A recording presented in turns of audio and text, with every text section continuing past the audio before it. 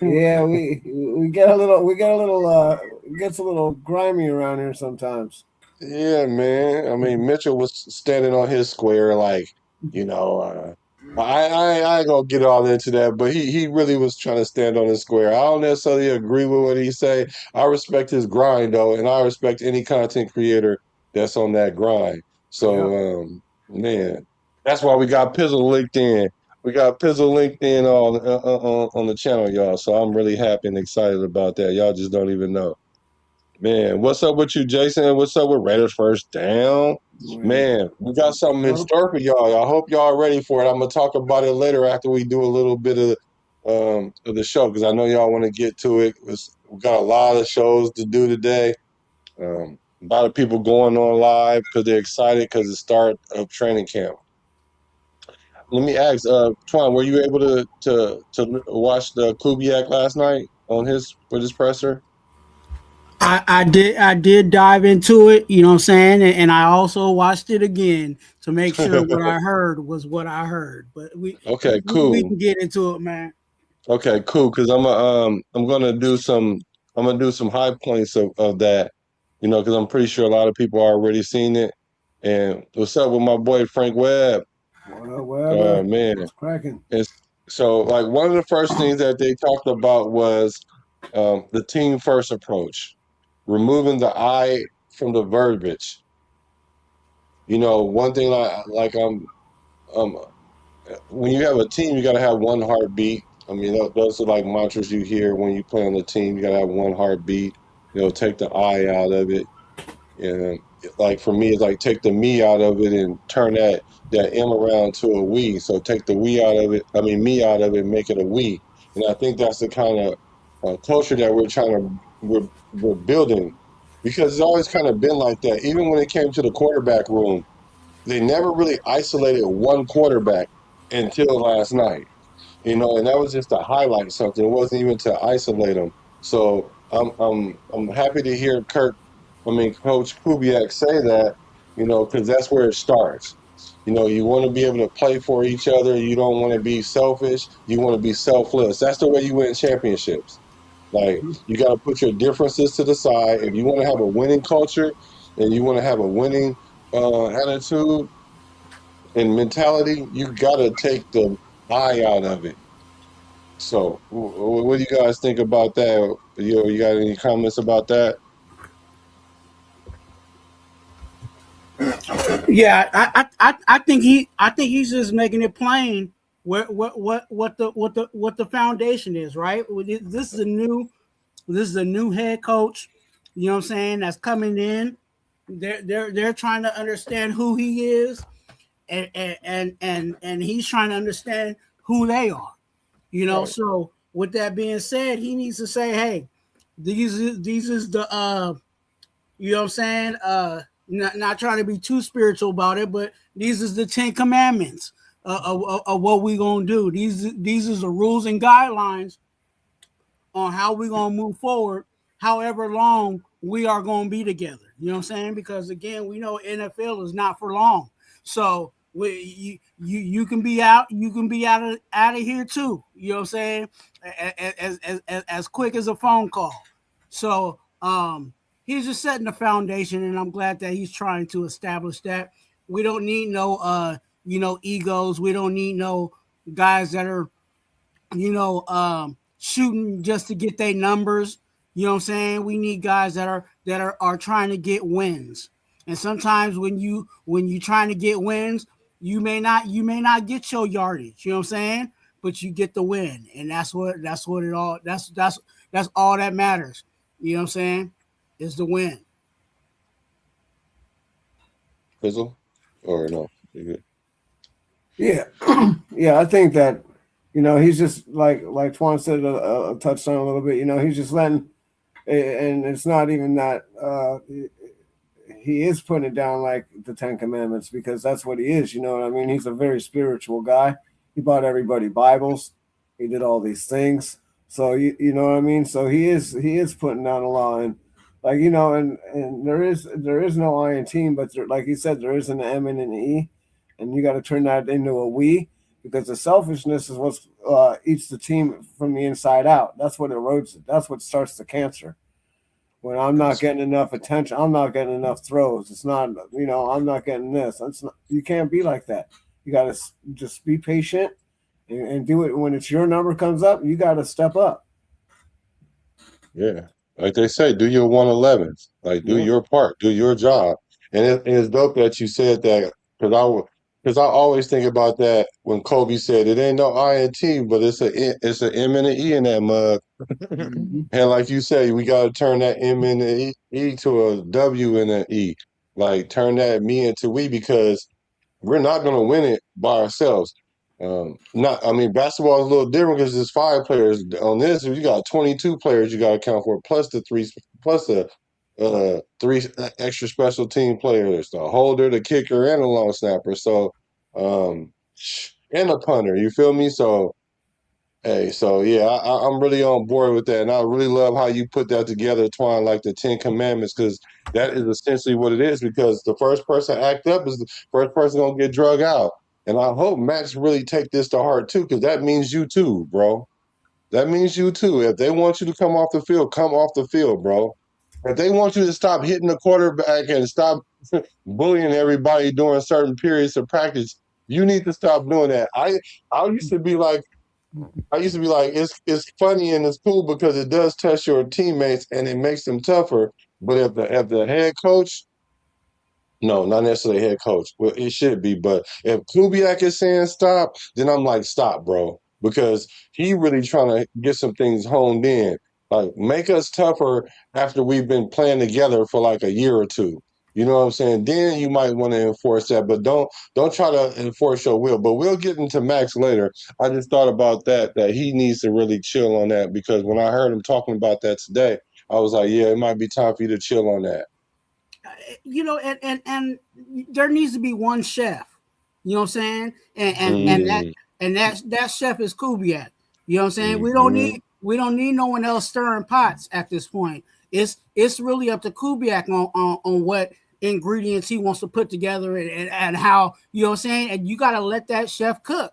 And if you come in trying to be a chef while Kubiak's trying to be a chef, that ain't trying to that ain't gonna help the situation. And I'm glad you said something about Max Crosby, because I can get a little deeper into that, but I'm gonna let bro live today. You know what I'm saying? There is some situations where we need to focus on the team and not just personal accolades. Yeah, I agree, because stats only tell a story. It doesn't tell the story, and a lot of times we do get caught up in stats a little too much. But I do want Max to do his thing, but not at the detriment of the team. Yep. Running around with your shirt up, showing off your tattoos all the time. I don't know. That doesn't really. Well, we gonna get into that, because that struck me too as well. So the next thing he was talking about was they asked him about the health of everybody. And he just Kubiak essentially said, "Look, everybody's practicing, so that don't necessarily mean that everybody healthy. But what he's saying is, this is what I heard, that look, the people that was marginally injured or that need to recuperate, we didn't make y'all do OTAs. We gave y'all a whole 3 weeks off so y'all can get y'all mind right, y'all emotions right, y'all spirit right, y'all family right, all that. So once y'all show up, the expectation is here. Now, if you want to take mental reps over there, you probably gonna end up staying over there. You know what I'm saying? So look, if you're injured or whatever, and you're not on a program already that they have slated for you, then it's gonna be a ding or a knock against you. So I heard him say that everyone is practicing. And that's the expectation, because the expectation is the expectation. Yeah, I can I mean, agree to that. I mean, if you're supposed to be doing, they gave him that little break, like you said. It's go time right now. I don't want to hear like, oh, well, my wife's having a baby in the middle of the season. Like that's Right. like, I mean, not like you're not allowed to have kids or nothing, but that's a pretty big distraction. I don't care what people do, what they do. It's like this is a job too. You know what I mean? And it's got to be taken. And if you're trying to win, you got to take it seriously. You can't just be fiddling around and having other stuff that you want to do on the side. You got the whole off season to do that. You know what I mean? Like, Yeah. I think Yeah. and I think everybody, and just to my opinion and the way I feel about things is, I think everybody, even before OTAs and all that stuff, I think everybody, that wasn't there had a legit reason, you know what I'm saying, for the reasons why they weren't there. And I think, just him saying that everybody's there, at camp, that is what it is. You know what I'm saying? Like, yeah, I'm glad that everybody's in the building in whatever capacity they are. We know right now everybody's not full. We know the people that were injured and situations like that. So we know that, yeah, there might be still some nagging, situations with some guys, but they're in the building, and that's the thing that you want. We don't want, like you said, we don't want anybody just taking random vacations during times that they're definitely have to be there. So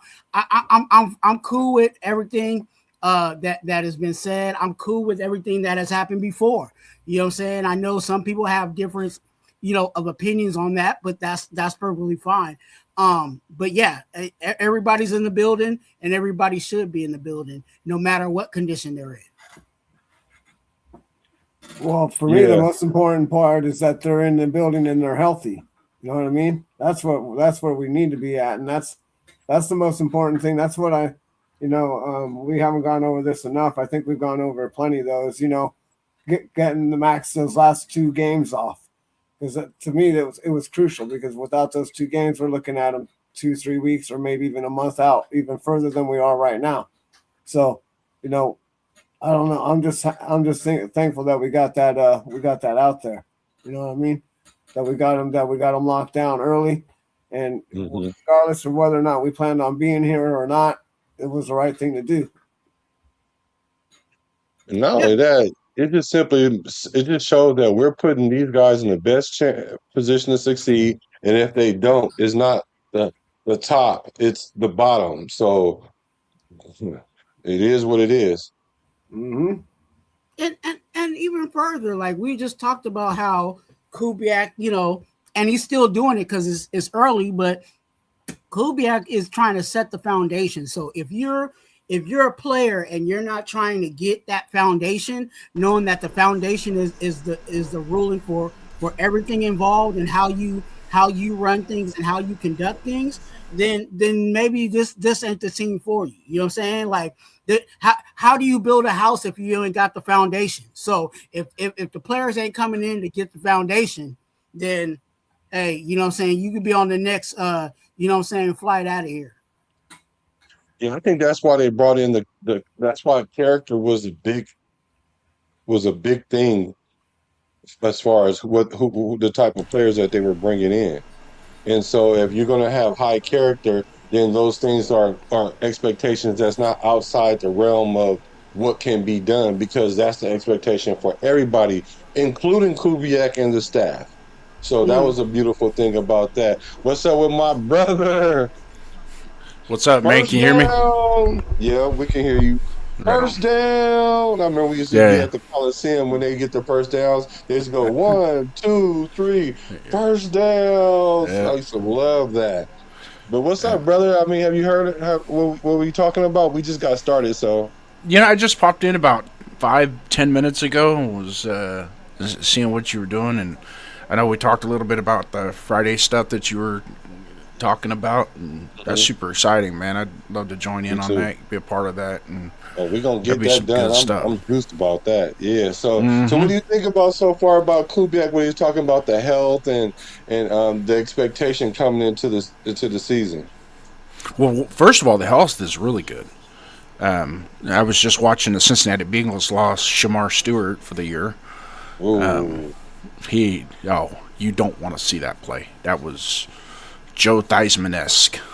So, did he is that the guy that blew out his ACL, MCL, the meniscus? He blew out like everything. He's lucky his twig's still attached to his body. That's how bad it was. Oh my Jesus. Yeah. It was bad. I, Wow. I would kind of dive in a little deeper on that. I think sometimes karma plays itself. Wasn't he the same one that was holding out in negotiations and trying to saying play the Bengals for saying sitting out and stuff? Well, saying sometimes when Yeah. you play around, that's what you get. Saying what they say, if you Oh, play around, you get tricks or whatever. Saying and Uh, that's that.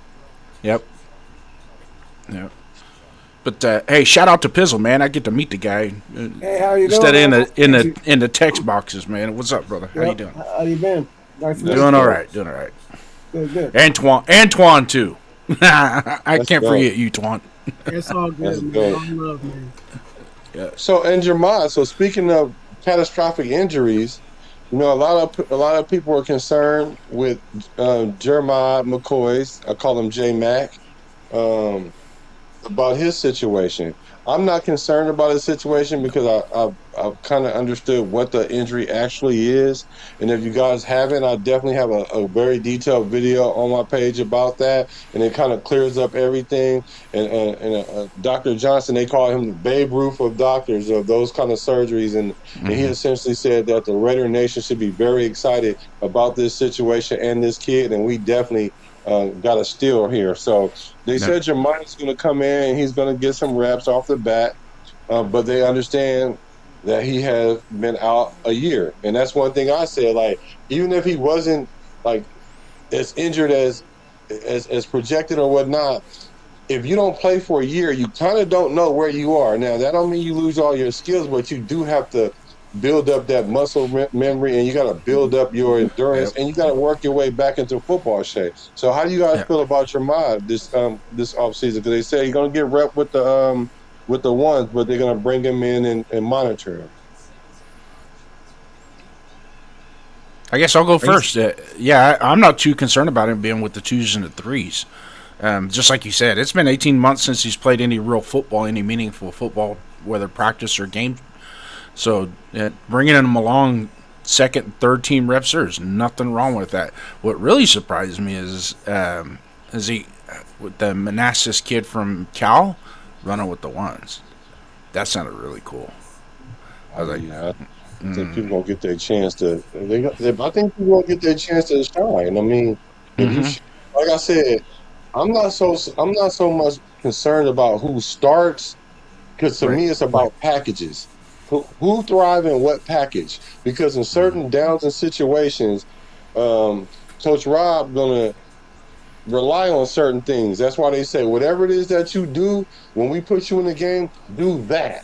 And do it at right, a high level. So that way when we put you in the game, we know what to expect from you. mm-hmm, We don't expect you to do everything like Crawford, mental reps. We don't expect him to go in there and be max right now. If you come off the edge like your hair on fire and you causing havoc, don't go in there and try to be the ultimate run stopper. Go in there. I'm not saying don't go stop the run. I'm just saying, but just know when we putting you in, they put you in the game, they want you to come around that edge and bring that fire. They want you mm-hmm. to bring it. Yeah, Yeah, yeah. I think with Jamal McCoy, I've been on since we drafted him that I wasn't concerned about his injury situation. Obviously, we have to trust our not just trust our coaches, but we gotta trust our medical staff. And if they signed off on it and said yeah we want him, let's go ahead and get him. And I also said at the same time, yeah we would love to have him for 10 years, but hey if he can be a starter for us for 2 years. You know what I'm saying? That's better than nothing, especially coming out of the fourth round. Now, I've seen, and I've seen his tape. I think that he's probably, in conversation of maybe being one of the top corners mm-hmm, in our room, just starting off based on his talent. Now, he's in a situation where, yeah, they've kind of babysitted him, and they're going to continue to kind of monitor him because they do got Guerrero and all the other guys that are going to be monitoring him and all the metrics that they got for to monitor him. So I'm not really concerned about it. He's just going to have to jump on the bike and get out there and compete and do his thing. And yep, they're going to just they are saying, go ahead and go. go ahead and Right. go, and we'll be concerned about it later. So I'm not Yeah. concerned about him. Whether he's, the right now, the way I'm looking at it, we got an open spot on the opposite side of Stokes. It may be McCoy. We'll see. But at this point, I'm not. I just want him to get out there and test it out, and see where he's at. And who knows, he might be opposite side of Stokes. You know, Yeah, I like Yeah, they think. say, a I little bit could of see it. something is better than a whole lot of nothing. Yeah, Right. I think he's got. I think he's definitely got a chance to. Ah, my My bad, only Pizzle. issue, my only issue is is he going to feel comfortable on that injury right away? I think they're been slowly working him into that over this training camp and the OTAs and stuff. But you still got to be able to do that side to side motion, and when you tear that ACL, that's your power, where your drive, right? Because you can't really drive without your push off without your ACL. So Yeah. he's got to be able to trust that, and get used to, because if he overuses it, I think that's why we're, real cautious in the OTAs with him, because you don't want to blow out the other one because he's over, compensating, Compensating. Yeah. No, overcompensating for the other one. So, you uh, know, I think that, and I think like Twan said, he's definitely got a. If we can get 2, 3, 4 years out of him, that would be even better.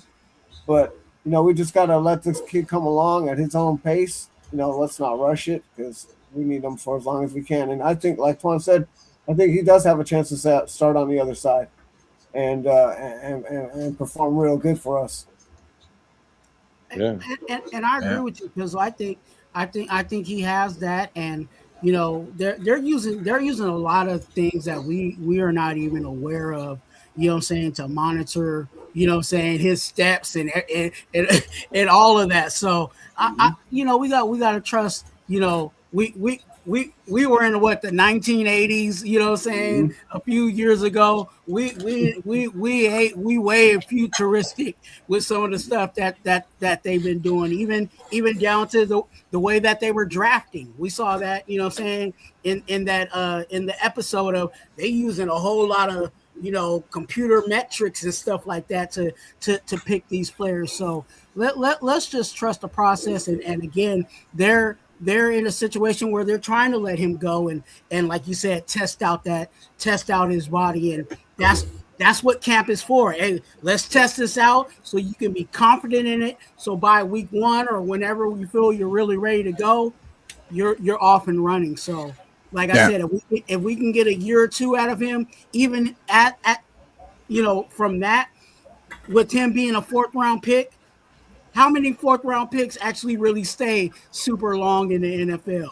You know what I'm saying? So let's just keep the metrics there. So if yeah, we get a good couple of years out of this guy, hey, it's a win. yeah. I also to kind of add, the monitoring his recovery from each practice and these contact. You know what I mean? That's important. And these guys that they brought in and their health and wellness, they're sharp with that. And so after a couple, 3 practices, they'll probably pull him aside. They'll maybe do an MRI just to double check, see where he's at, his overall health is, and do some flexibility training with him. And then, get a good shot at, how is that bone plug working? Is it something? Because everything that I gathered pre-draft, that bone plug surgery thing wasn't so much today or next year, but it's Mm. 3, 4, 5 years down the road. And when you commit that first round draft pick, it's a 5 year plan. And so a lot of people, and just like you said, Twan, how many 4th round picks have a long career? We cut 4th round picks all the time. It's not, you know what I mean? So to get him in the first pick of the 4th round is a gem, and there's 31 other NFL teams out there going, crap. Really though. Well, to get Yeah. back to to how serious the injury is to even Phantom, like Twan said, we're back in the '80s where we're from. Like this injury would end your career basically in the Yeah. late Oh yeah. '70s and the early '80s. You'd be Yeah. done They didn't really Yeah. start coming out with this technology until like rebuilding your knee and stuff until like 88, 89, 90, Yeah. Right. 91. Right around the time when Jerry Rice blew his knee out. I mean, the guy who Yeah. did Jerry Rice's knee is about 15 minutes from me in San Bruno. Yeah. My guy who blew his ACL out had the same doctor do his, and he's got a wall full of people that he did.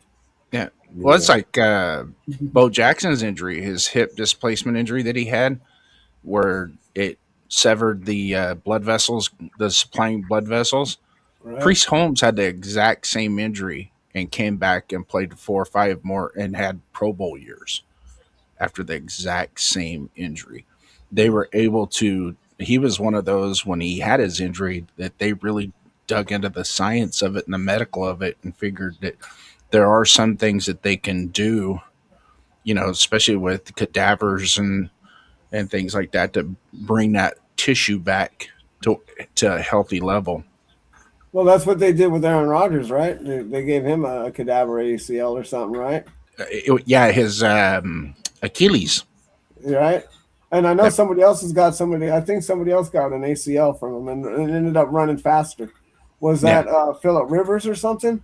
Yeah. I think it was a Charger or something. I can't remember, but one of these guys got a cadaver and ended up being faster after he got it. Yeah. ACL, which is crazy, right? You Yeah, I want don't to know talk about about that, crazy? Dark. I was about to say, talking about crazy. Yeah. we gonna have a raffle, but none of y'all gonna have the real ticket. Yeah, no one's gonna get the real 1K, number man, on that's that. good. Yeah, so you guys make sure you guys hit the like button, man. Show the appreciation to the bar. Don't be a fare raider. Don't. You gotta pay your fare, man. Just hit the like button, man. And we got Pizzle. You can miss mine and go to Pizzle's channel and click likes on his because we're definitely trying to get him going. Because like I said, it took me a long time to get him to this point where where he's on and he just really like I'm like, bro, come on, bro, let's go because the season is hype, man, and you're a big part of it. So make sure y'all hit that like button Yeah. on all of our channels. Yeah. If the mods can put the people's channel up, each people's channel up if you can, if you don't mind. You had something to say? Oh, I Who, thought you were me? saying something. Yeah, I No, thought you I were was saying just agreeing something. with you. Yeah. So another thing they were talking about the competition, like the kicker competition, the guard competition. They're not gonna be in pads until like the sixth practice. They got like 12 practices. But one thing that Coach Kubiak reiterated was just because you start week 1, don't mean you're gonna start week 17. So it's gonna be a constant, ongoing competition. Um, and he one thing he did say that stuck out to me, he said, like, for you guards, like, you got to be solid in the pass game, but excellent in the run game. Solid in the pass game, but excellent in the run game. So that tells me that we are prioritizing running, which I already kind of knew that because all the people that we have, like even Linderbaum, he's better at run blocking than pass blocking. Because if there is a knock on him, people are going to say it's the pass blocking. But Kubiak sets up the pass so well with the run that you don't have to be excellent at that. But what we are going to be is what Pizzle say. How we going to win the game? We gotta stop the run and we got to be able to run the ball. And those are the things that's true. And I see that. So I'm very excited about that. What you think about that, Pizzle? Yeah, I call it being, well, that's what a physical team really is. When someone says we want to be physical and we want to do this, we want to do that. In order to be physical, you got to be able to stop the run and you got to be able to run the ball. Yeah. Because there's nothing more physical than putting your will and breaking the other man's will upon them. There's nothing more demoralizing at play after play after play after play. It just breaks them down, grinds them into the milestone, and then when we play, especially like if you're playing like a divisional team like the Chargers or the Chiefs or even the Donkeys, if you're doing that to them, then they're not looking forward to the next game because they know they're going to get demoralized again. That's the way. That's how we used to do these teams in the 70s and 80s. We used to grind them down. They wanted nothing to do with us. Yeah.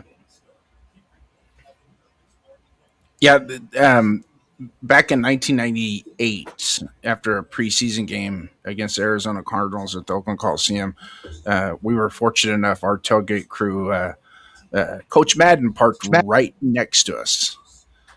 And after the game, he came out and hung out with us because the parking lot was still kind of packed up and he wasn't going to be able to get out. His son was driving, but they weren't. They just kind of waited a little bit, let the parking lot kind of ease out over on the 66th Avenue side. And one of the guys asked him a question. So, what do you think we need to do to get better? And this was Gruden's first year, and he ultimately said, he goes, you have to stop the run, and you have to be able to run the ball to be successful in the NFL, bar none. And it starts with that. If you can't do that, none of the other stuff is going to matter. So you have to stop the run, and you have to be able to run the ball. Until they change football, that's the way it's always going to be. Yeah, I agree with that. I agree. So let me see. Oh, and of course, Fernando came up, and the question was about his progression. And let's take a look and see what they said because uh, Kubiak kind of explains it and let it be known. I have to show some of these clips because I don't know what many of our fans are ignoring the signs or not hearing what Coach Kubiak is saying. So this is kind of spelled out for us what he's saying about when it comes to Fernando. How do you chart growth for Fernando over the next several weeks? What are you looking for? What do you want to measure? Well, you know, it's not just charting picks and completion percentage. It is, you know, we've put a lot on his plate in this offseason. We expect a lot out of him as these practices start coming. So the thing that stands out to me is, you know, he's going to have plenty of adversity like his teammates. And how does he deal with it? Does he make the same mistake twice? How quickly can he correct himself? You know, when he does make a mistake, what's his attitude like? What's his demeanor like? Those are really important things for quarterbacks. You mentioned, you know, being able to watch a veteran quarterback. So, oh yeah, well, hold on. Actually, I want to probably play the rest of what they said here. And learn through osmosis. How valuable has Kirk Cousins been so far for Fernando early on? Yeah, I mean, I would say his value as a player on our team is the most important thing. You know, his leadership, his veteran presence, you know, the way that he played in the spring was excellent. So we brought him here to play really good football, and obviously the mentorship that's a byproduct of that. That's the kind of guy that Kirk is. But Kirk knows, and Fernando knows, and Aiden knows, and Jacob knows that, you know, they're here to play great football, and you know, that's our job as coaches to get them ready for the other stuff. I've been saying this for so many times that we might not know what's going on. I got a good idea of what's going on because I'm paying attention to all the little things in the coach speak. I know how to filter some of that stuff out and all that. But look, they know what their roles are, and they know what they're there to do. And he just essentially said, "Look, this guy's been phenomenal. He's doing what I expect him to do. The whole mentoring thing is a byproduct of what it is that he's doing, and he's pretty much taking control of the reins of our team." And Raider First Down, you said something really, really dope when we were on the show. There's a difference between what you say, a mentor, and there's a difference between how did that go when you said A that? mentor and a tutor. Somebody that tutors Exactly. is somebody that you're gonna go to them, and they're gonna sit down and they're gonna coach you slowly about all the questions on the test. Whereas the mentor is just gonna set the example, and it's up to you to follow that example and gain the knowledge through. And they've even said it in the building, osmosis. He's going to have to learn through osmosis. So you're not going to see Kirk Cousins in the middle of a game, in the middle of a drive on 2nd and 7, run over to the sideline and go, "Okay, now Fernando, write this down. This is what we're going to do on this play." That's not what mentoring is. Mentoring is just basically setting the example of how to prepare, how to execute, and how to play quarterback at the NFL level. So use his, and Fernando's even said it in one of his interviews, is when he makes mistakes, I got to learn from his mistakes as well, but also the positives of what he does, and I got to really absorb that. Yeah, like that's really great how you put that together because that really makes sense. Go ahead, Twan. My bad. No, and my brother's right. Like how many times, like, and I think we have to put it really break it down to 101, right? Mhm. Fernando Mendoza is going to learn from Kirk Cousins' mistakes. Why? Because when after every Sunday, when they get back into that facility, what do?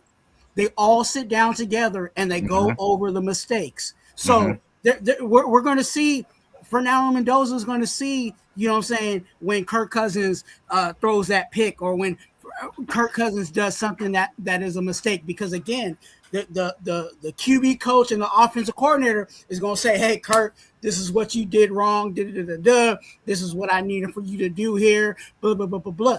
That's where Fernando Mendoza is actually going to learn from that situation. Mhm. And let's break it all the way down even further than that. Remember, it goes back to what we said earlier today. Kirk Cousins, Clint Kubiak is setting the foundation. He's not asking for his quarterbacks to go out there and be a coach. Mhm. He's asking for them to be a quarterback. The coach's job is to teach the players on what they're supposed to do, not the Yep. players. Yep. So that's why he's like, hey, when I tell these quarterbacks to go out there, I'm asking for them to play. Mhm. It's my job to teach them. And I'm saying, as Clint Kubiak, it's my job to be the coach. I'm not asking Kirk Cousins to be a coach. I'm asking for him to throw the heck out of the ball, Yep. and then everybody else on the depth chart put some fuel under that number one spot. Yep.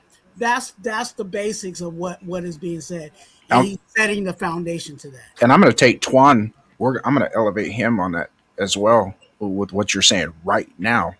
Is a negligent coach or a bad coach would be negligent in interfering with another player who's trying to do the coaching. It's when it's the coach's responsibility. Perfect example. If I as a head coach, this is just an example of hypotheticals, okay? Just learn from it. Is if I'm the head coach and I see my veteran quarterback trying to coach a specific topic to one of my younger quarterbacks, like he's coaching it like he's a coach, and my quarterback coach is not involved, number one, or number two, it's being taught wrong by the veteran quarterback. I would be negligent not getting on my quarterback coach saying, hey, why aren't you in the middle of that discussing that? That shouldn't be Kirk Cousins shouldn't be the one teaching him that. That should be you teaching that. Yeah. Okay, so for me, it goes back like Twan said. Let's rewind a little earlier, right? He says Kubiak says, I love to be a teacher, right? I love to coach, and I love having relationships with my players, right? Mhm. And then like Raider First Down said, Antoine said, we can go back to that, right? That's what he wants to do, right? He expects Fernando Mendoza to be watching Kirk Cousins and to be shadowing him and Mhm. following his examples, not necessarily like being sat down like you were saying and being taught a certain thing. He just wants him to learn mannerisms and how to prepare for what's going to happen for next week and the things that he does. And so so that's where we're at with that's what I think he expects out of the quarterback room. And he expects him to, be watching him and then also be telling him, hey, I think you're doing this wrong, or maybe do this, maybe this way, or maybe in this situation I would do this, Yeah. or and stuff like that. To critique him a little bit and let him, Yep. and let him and just give him positive criticisms. I'd Yep. say. And every one of us has had a job like that before, where we get hired, we're brand new on the job, but there's a guy that's working there that's been on there a long time. He's savvy, and he doesn't really teach you all the tricks of his trade, but you watch him and then you pick up on it and you just get little nuggets and little pieces. Basically, you're building your own toolbox, is all you're doing. And that's all Fernando needs to do right now. Just build his toolbox. Yeah, he said he wanted essentially teach them how to be a pro. It's not Mhm. about the X's and O's so much. It's like, what is your mannerism like coming into the building every day? How do Mhm. you accept criticism? How are you going to accept losing? How do you bounce back after losing a couple games? That's why if the Raider Nation start spazzing out because we lose 2 games in a row, like that's going to be the perfect time to show Mendoza how to approach that because you have a quarterback like Kirk Cousins. No, I got to come Mhm. in with the same attitude. Maybe I need to pay a little bit more attention to detail. Maybe I need to lock in more. And Mendoza's going to see that. Even Mendoza has even said it's not so much what he tells me and what I ask him, it's what I'm paying attention to as other people are talking to him. Yep. Like a person who's a person like that's watching someone else and shadowing them, you don't have to ask them a million questions. A lot of times you can just watch and then maybe ask some questions about a little nuance or something you don't Right. understand, and then maybe they'll give you the nuance and say, hey, also if you put a little bit of this with it, then it'll work better in your favor. Or if Mhm. you've been paying attention and then you're trying to verify what you're seeing, and then you ask the person, they might tell you, yes, this is what it is, or no, it's not. But it's more so about how to be a pro. That's what I'm seeing. Right. Mhm. And why did we, and here I go because I'm still on side eye emoji with Mendoza, but why did we draft Mendoza? Because he was accurate. So it's not like Kirk Cousins is going to teach, Mendoza on how to be accurate as a quarterback. Exactly. And even further than that, it goes back to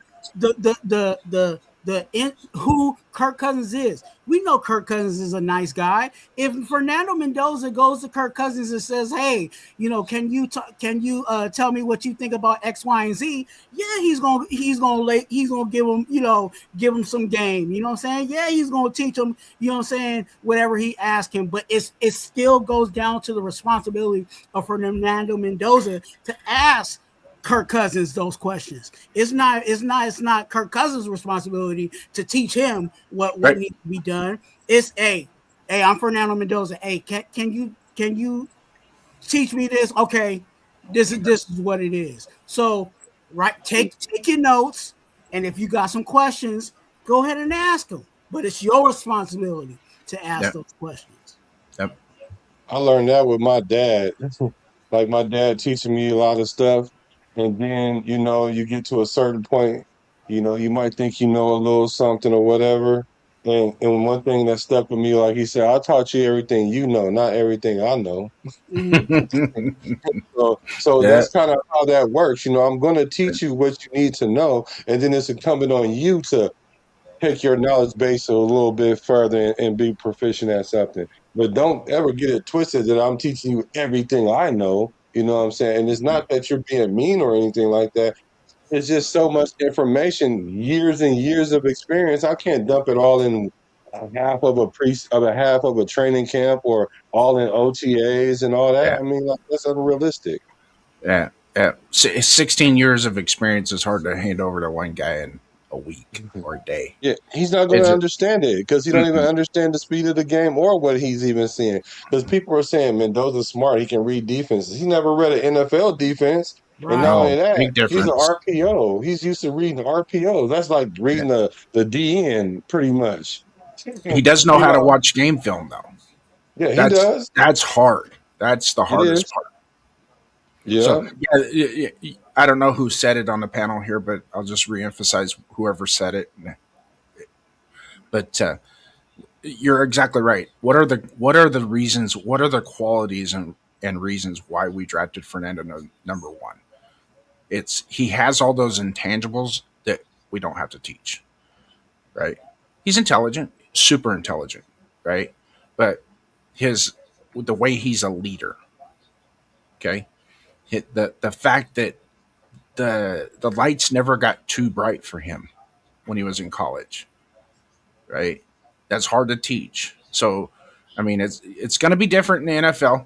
Absolutely, I agree. But he's already got that foundation. He's already got a lot of those intangibles. We don't have to teach him that. We don't have to teach him how to watch film. He knows how to do it. He got really good at it, and we don't have to teach him how to mentally prepare for practice or mentally prepare for a game. He already understands those. Now it's just a matter of him getting all the new information, getting up to speed, learning the speed of the game because it's obviously a way faster game. There's tons of intricacies. I mean, I was watching the Green Bay Chicago game and the defense didn't move at all. They got set and didn't move. And believe it or not, I like Caleb Williams. I really do. I think that kid's going to be special for years to come. And he was able to recognize that they were in a base zone set. And at the snap of the ball, there was a switch on the backside, and he recognized it like during the snap. And it was like, holy crap. Because he was going to DJ Moore on the right side. It was going to be a right flat. And he recognized it, and he came back to the tight end on the other side just that quick, knowing that once that shift occurred, that his tight end was going to be on a 1-on-1 on an out route or an up and go route, and he was able to hit him for a nice gain. I was like, God dang. Those are the things that Fernando is going to have to learn. He's going to have to learn that what I see on the right side should tell me what's going to be on the left side without having to turn my head and look. You know what I'm saying? Does that make sense? Yeah. It does to me. Do we want our quarterback to be a teacher, or we want our quarterback to be a quarterback?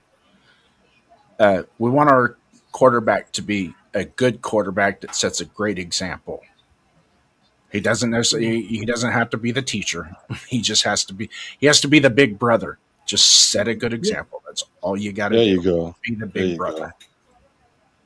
Poppy Blanco, my brother, what's good with you, bro? Yeah, so he's a New York Giants fan, so I don't know why he said we going 3-14. But my Frank Webb said I don't think that Cousins feels threatened by Mendoza because he knows the score. He's confident to allow him to help the kid out a lot. Yeah, when he first came in, he said if the best player should play. And I said this, I was like, because he knows he's the best player. You can see he exuded that confidence that he is the best player. So, and he also said, if the best player ain't me, then I don't want him to be me. Because he knows that it's time to hang up them cleats because he don't want to hurt himself going out there again. And not only that, I'm sure he got enough chicken to he's got chicken, he's got eggs, he's got roosters. Right. So let me this conversation got really good. We're at the hour mark already. Imagine that. Let's get into Hold on real quick. Go ahead. I'm just watching this picture, and don't get me wrong, I love Max Crosby, but I'm not. Ever since Kenny Stabler got traded to the Oilers, I was 8 years old when that happened, and he got traded to the Oilers. I learned then that you don't fall in love with the player, you fall in love with the team. And this right here, I know he's proud of his tattoos, but those are his. Why can't he wear a shirt that says Raiders? Okay, let's talk about that. You see what I'm saying? I think Pizzle was going to say something about that earlier, so go ahead. Go ahead, Piz. No, you can finish your point. I'm sorry, I didn't mean to cut you off, but no. I think I pretty much covered it. I just threw it there in a question form. Well, we were talking about this earlier, right? It seems like it's a more of a me thing with him, right? It's like, we understand you got these tattoos. It's like an attention thing. Like, he's got to get all the attention. I don't understand what it is. I don't know. Maybe it's an ego thing. I don't know. Maybe I understand that he has idols. All of us have idols. Yeah. But those guys don't walk around with their idols. Well, they might have tattoos, but they don't walk around with them like You know, I understand, like, I get it, but you don't have to be a billboard for Kobe and whoever else you got over there. Right.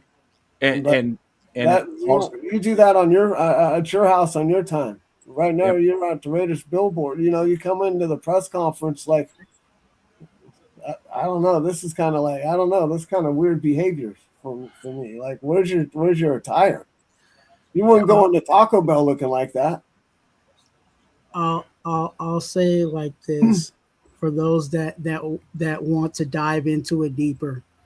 Just take a moment to listen to his press conferences and see what kind of vibe you get. Could I ask Me you or real quick? Including this press conference. just listen to it. I Okay, want we gonna a lot of I want tos. Is that what you're talking we about? gonna we're gonna listen to it. Okay. Let's And do it. then We'll dive into it after we listen to it. Go ahead. yeah, and so this is my approach to it about the tax. So for one, Max don't always come up there like that, and for me, um, when I saw it, I was like, okay, because it did catch me off guard. So that I had to ask myself, why would Max do that? And the thing that I came up with is this: Max has a chip on his shoulder. It could be Frito Lay chips. It could be Lay's chips. It could be chocolate chips.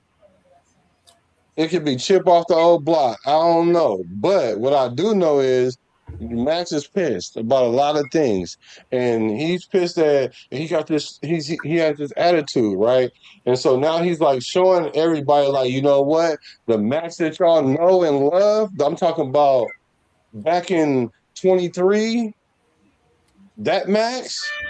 This is where I'm trying to channel myself into right now. So this is what I'm doing. Now, is it outside the frame of the shield or whatever?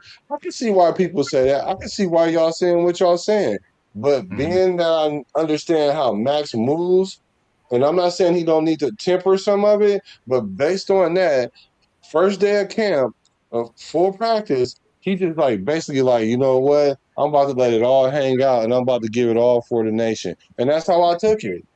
So, but based on what Twuan said, I'm going to listen to it with an objective ear to see if I can pick up what he putting down. Somebody said Baltimore chips. Oh, Sacktown Raider Mike, he said, how did Poppy get a wrench? Well, Poppy Blanco, that's my guy. That's like my brother, man. Yeah. And not only that, I did before I did just Raider content, I did all sports. So he's somebody I trust. I know he's not trolling me because he mean what he's saying, but he letting me know how he feel because I'm so ultra Raider and I'm so ultra Warriors. I'm so Bay Area that when he get his chance, because he's from New York, you got to understand East Coast to the West Coast is going to always be a little egging on right there. So that's what he's doing right there. He's a very respectful guy. Very um um. He just high character. Everything. He just giving me jabs right now. So that's what that's about. Yeah, yeah. No, no, it's not my bad. No, I'm glad you said something. I'm glad you said something because you know how we do it over here, One Nation, for sure. Yeah. Let's see what Black Boy Max is talking about. Max, there was a few times today where you got to the quarterback, obviously no pad, you can't sack him, but certainly doesn't look like there's any limitations on you. Yeah, there's a couple plays I want to back. I felt just more mentally, I haven't like gone full speed since, last year, 2025 in December. So there's a couple plays I felt like I hesitated slightly, but physically, I feel like I had no thought in my mind. I was flying around and moving, and it's all the work, that's been put in. And there's so many people I could thank for that, but just taking it one day at a time. And it was fun to just be back out there with the guys. Considering all you've been through, how much more excited were you to show up today knowing that you were going to be able to do everything you could do out there on the field? Yeah, it's extremely exciting. It's been, a long off season, but, it's a blessing in disguise. There's a lot of things that, I learned and grew from. And that's the beautiful thing about life. You have an opportunity every day to, either feel bad for yourself and make excuses and be a victim, or you can, stand up and rise and build and grow from those type of experiences. So I feel like that's what, has built who I am. And, I try to inspire the people around me. It's not about how hard it is, and not how, you could look at all the negativity and stuff that comes from it, or you just look at, the positives and the things you can grow from. And that's really where I just keep my mind at. So it was just awesome to be out there. I had so much fun. Just kind of joked about how he hopes that you take it easy on the guys in the red jersey. What are your thoughts? Yeah, I just I can't tell you how many people have come up to me already and just been like, all right, so in practice you can't do this. If you get I have a whole textbook full of rules that I got to follow, or I'm gonna get in trouble. But that's it comes with it. I practice one way, and I know that, and I know I push the line, and sometimes I go over the line. But ultimately, it's because I want to be the greatest at what I do, and I want to push my teammates to be the greatest version of themselves. So, when you get out there and bullets are flying, like, I'm not thinking about not going or not finishing the play, or what I mean. It's just not in my nature. So that's something I've been dealing with my whole career. It's not easy. But Clint grabbed me the first day, and Robbie, and I feel like every single human is like, hey, you got a second? Let me tomorrow. If you in this situation, I'm like, I get it. So you said you're essentially saying you're a habitual line stepper. And it shows also with this whole shirt off thing too. Like you're pushing the boundary. Like and so what do you got to say? Go ahead, Pizzle. He don't face any consequences. That's what it is. He's like a little child that's never gotten spanked or anything. You know what I mean? Like, he just thinks he can do whatever he wants to do, and he's running the show. It's Max, not the Raiders. That's just how I'm seeing it. I'm seeing a lot of just a lot of I don't know, selfishness right now. That's the only way I could kind of describe it. There's narcissism comes to mind, but is it that far though? Is it really that far? I counted like 7 or 8 because I can see if he wasn't the best player on our defense. Like, he's a I don't know how to stop a play. I'm in the middle of a play. I don't know how to. Dude, what do you mean you don't know how to? He's telling you, but he's saying the reason why is he's pushing his teammates. And I also said earlier though that if Kubiak is coming up there saying something to you, yeah, you might want to throttle that down. But if you sitting there and keep saying, well, I don't know how, then I agree with you, Pizzle, and I agree with the rest of y'all that feel that way. Of like, bro, if you can't tone it down, then what you're telling me is when they tell you to get off the field, you're not gonna get off the field. That's what that's telling me. And I'm like, bro, I hope that's not the case. You're a habitual line stepper. I get it playing football. That's kind of the edge you have. It's hard for me to kind of justify it 100%, but at the same time, I'm not going to go as far as and be like, you know what, bro, you think you better than everybody. I'm not going to go that far because I think he's doing it for the benefit of the team. He just got a weird way of going about it. He's going to get hurt. He's going to get somebody hurt is what's going to happen. Yeah. I still want to hear Twan's version of how is he going to get someone hurt? Because it's not like he hitting a quarterback. Well, you don't know what he's doing. What if he hurts himself coming around the edge and the offensive lineman gives him a shove that he shouldn't have given him a shove? That's doing a little extra protection. If you get hurt over a little shove, then you AOC Junior because things happen. And yeah, but you can get hurt going half speed too, though. So I'm not really like off board what you're saying. I'm just not practicing all the way though, dude. They're not going full out. They're not doing full out. They are. They're going at it. He's just pushing the issue. Like the reason why I'm saying that because I saw him. I wish I had the video loaded in here where he was explaining because he was doing it to DJ Glaze. Matter of fact, he did the same thing to Jackson Power Johnson's too. Right, and that's why their relationship kind of soured for a little bit. But then what ended up happening is instead of Jackson Powers taking it personal, he took that as an opportunity to grow. So the following year, like which he's like the growth that happened between last year and this year is incrementally a lot because of he took it upon himself to get better. He's doing it to make his teammates better.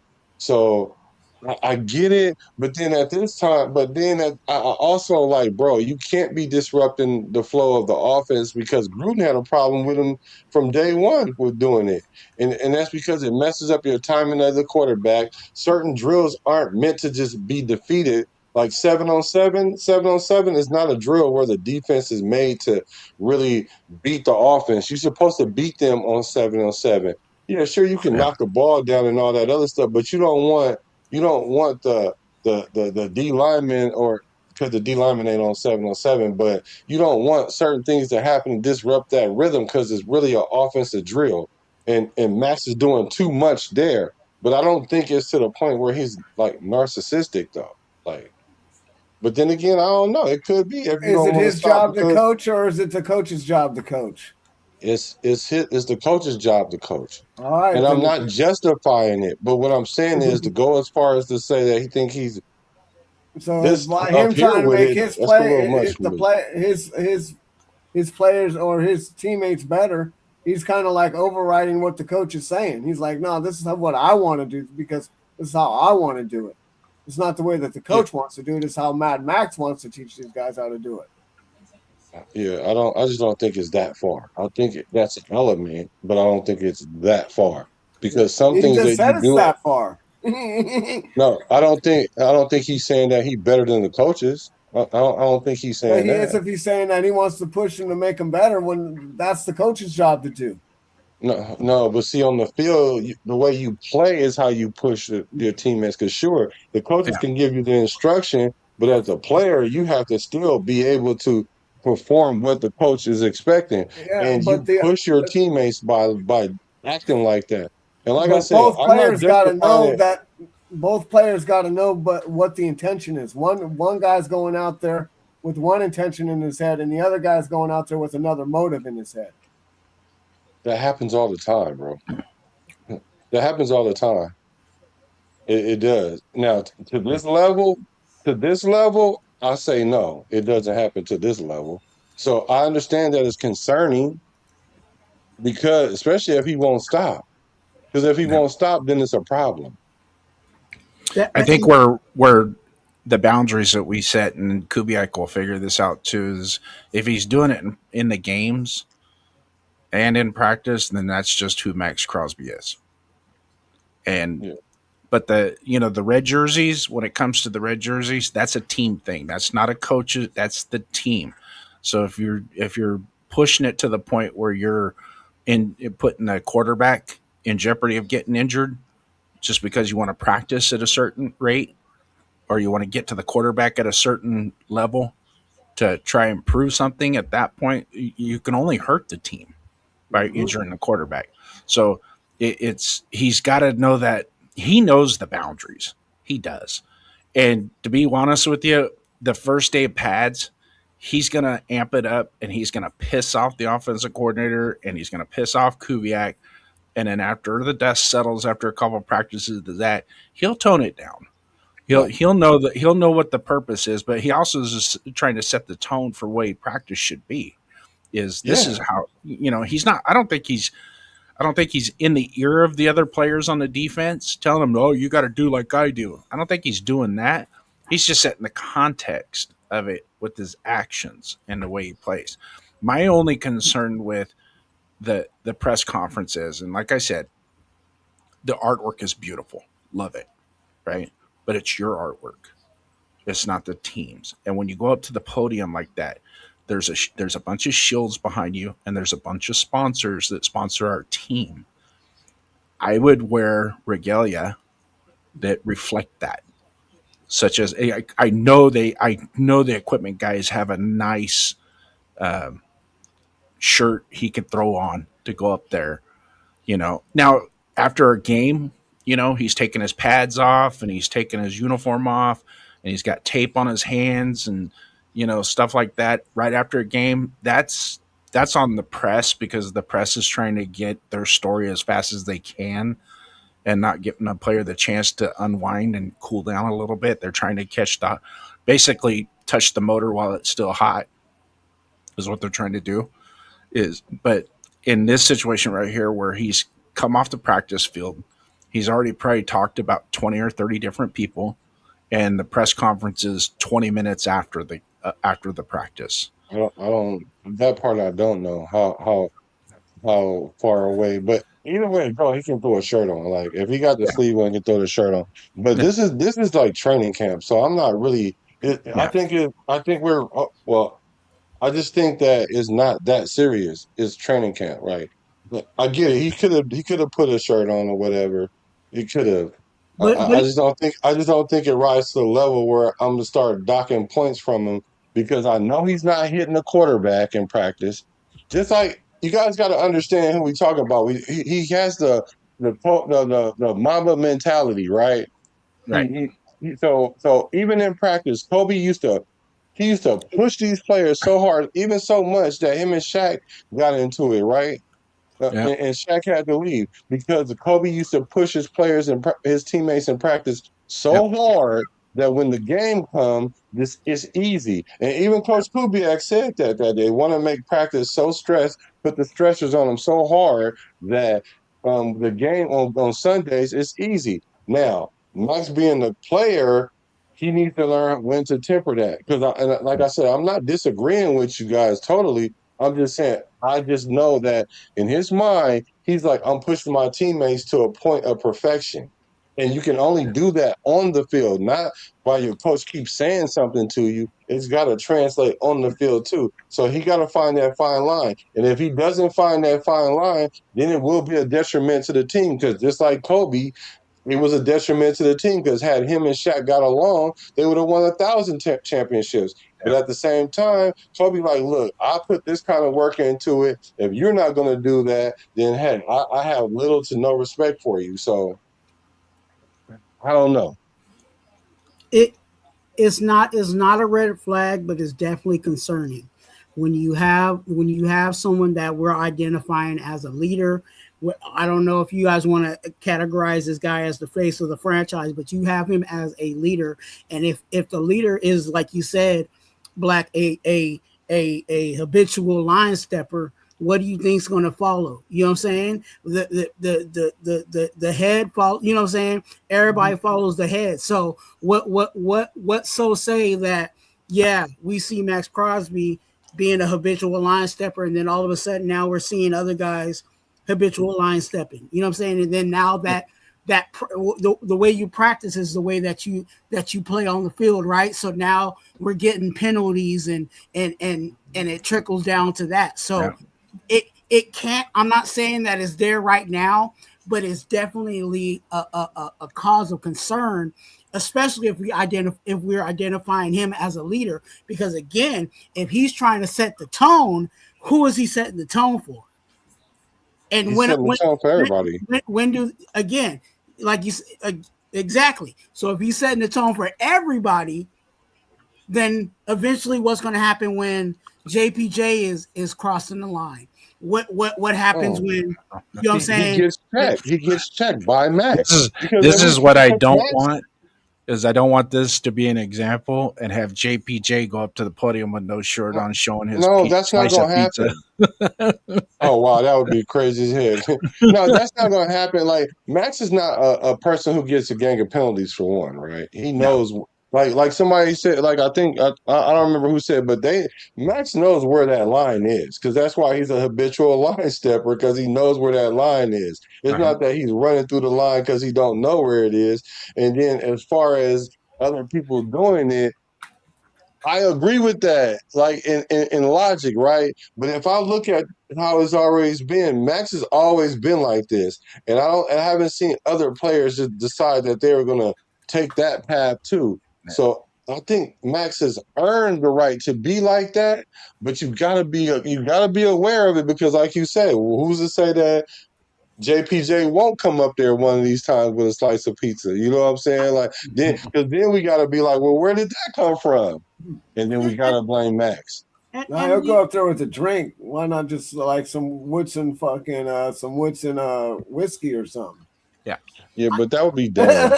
Yeah, and the biggest in the total context That is of kind it of is whiskey, though.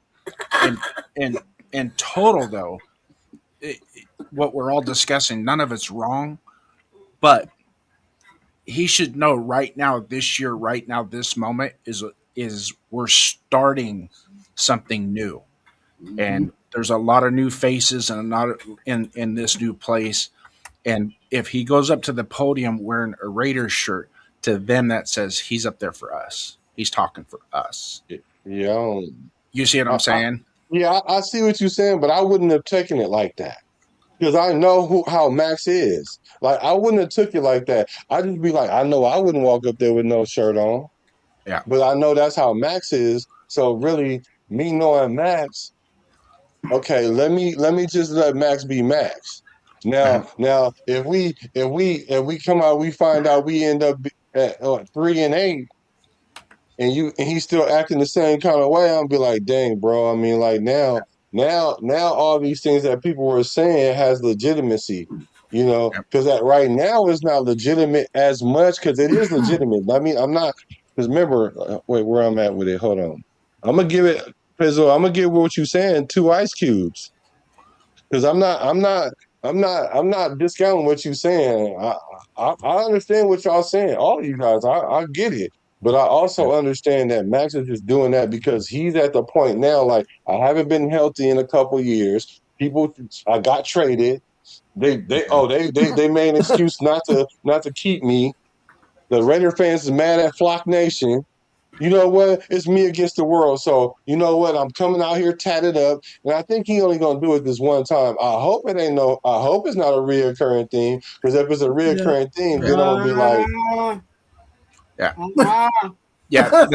The tattoo thing is not the issue. That to me is not the issue. It's just right now we're set in the context of a team building a team, and it's like you should probably go. I would expect this week 1. That would be when we like. I'm putting the work in. This is me. But like right now, because they literally probably just had a post practice speech from Kubiak about the team, doing everything as a team, working together as a team. We're going to study as a team. We're going to prepare as a team. And so, just out of retrospect of what was just said, just throw that shirt on that says Raiders on it. So when you go up to the podium, that's who you're representing. yeah, if that's the issue with us, then I feel sorry for us because there's no more team player on our team than Max. Max is there's no better team player on our team than Max. I'm sorry, like at this point in where we at right now, there is no greater team player than Max on this team. Like Max does it all from the beginning to the end. He starts every drill first. So if y'all want to overlook not y'all, but if the players overlook all that and then get pissed over him not wearing a shirt, then I'm concerned about our team, not Max. I'm not worried about the shirt. I'm just talking about the play on the field in regards to practicing. If he's in a situation where he's identified as a leader, that's why I said it's not a red flag for me, but it's definitely a cause for concern because I also believe that sometimes if you give somebody an inch, they'll run a mile. And not necessarily with Max, because again, he may know where know where to stop. But again, he's a leader and he has a bunch of young people on this team. So with that being said, what are we teaching? You know what I'm saying? What example is being set on the field from our leader? You know what I'm saying? For these guys that are coming in. So you police yourself, but at the same time, if you see your boss wilding out, what do you think? Wild out. You know what I'm saying? You ain't the boss. No, but you start thinking you are.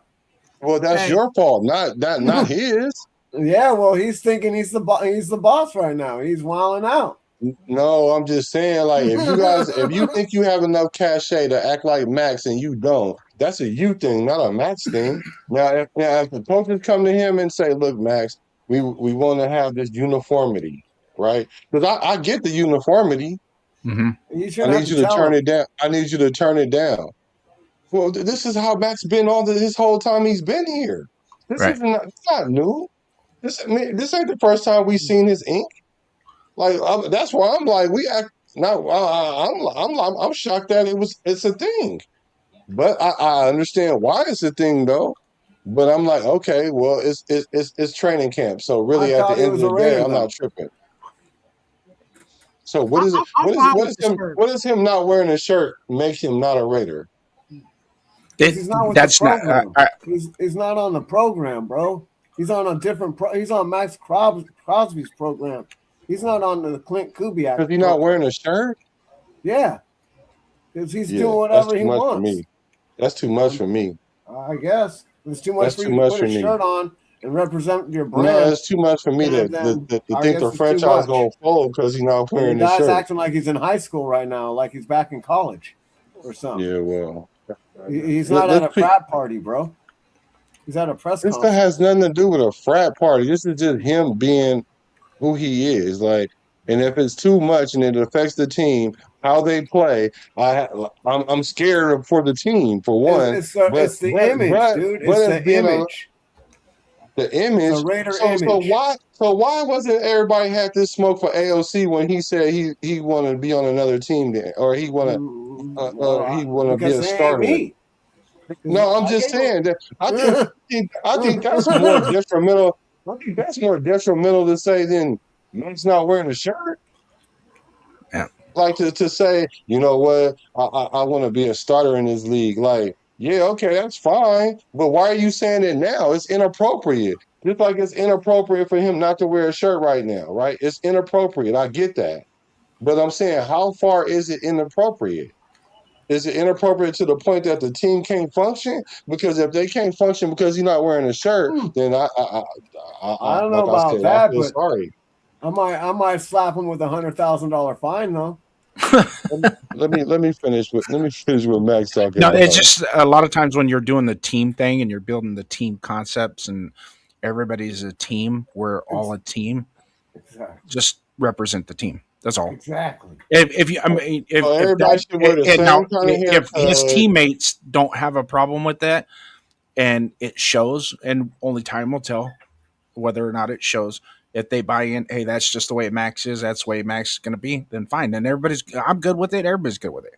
But just knowing that today's the first day where the team has come together. It's the first brick of the foundation. It's being built today. It doesn't hurt to just throw on a shirt that says Raiders on it, and in that way, you're coming from the perspective of I'm here for the team. If we don't know that already about Max, then that's a problem. If we don't know that he's team, then that's a problem. If we don't know that Max is the consummate team player, then that's a problem. But there's Especially guys if on we're, the but there's guys on especially if this we're, team that haven't been here that are brand new. man, they know who Max Crosby is, bro. Okay.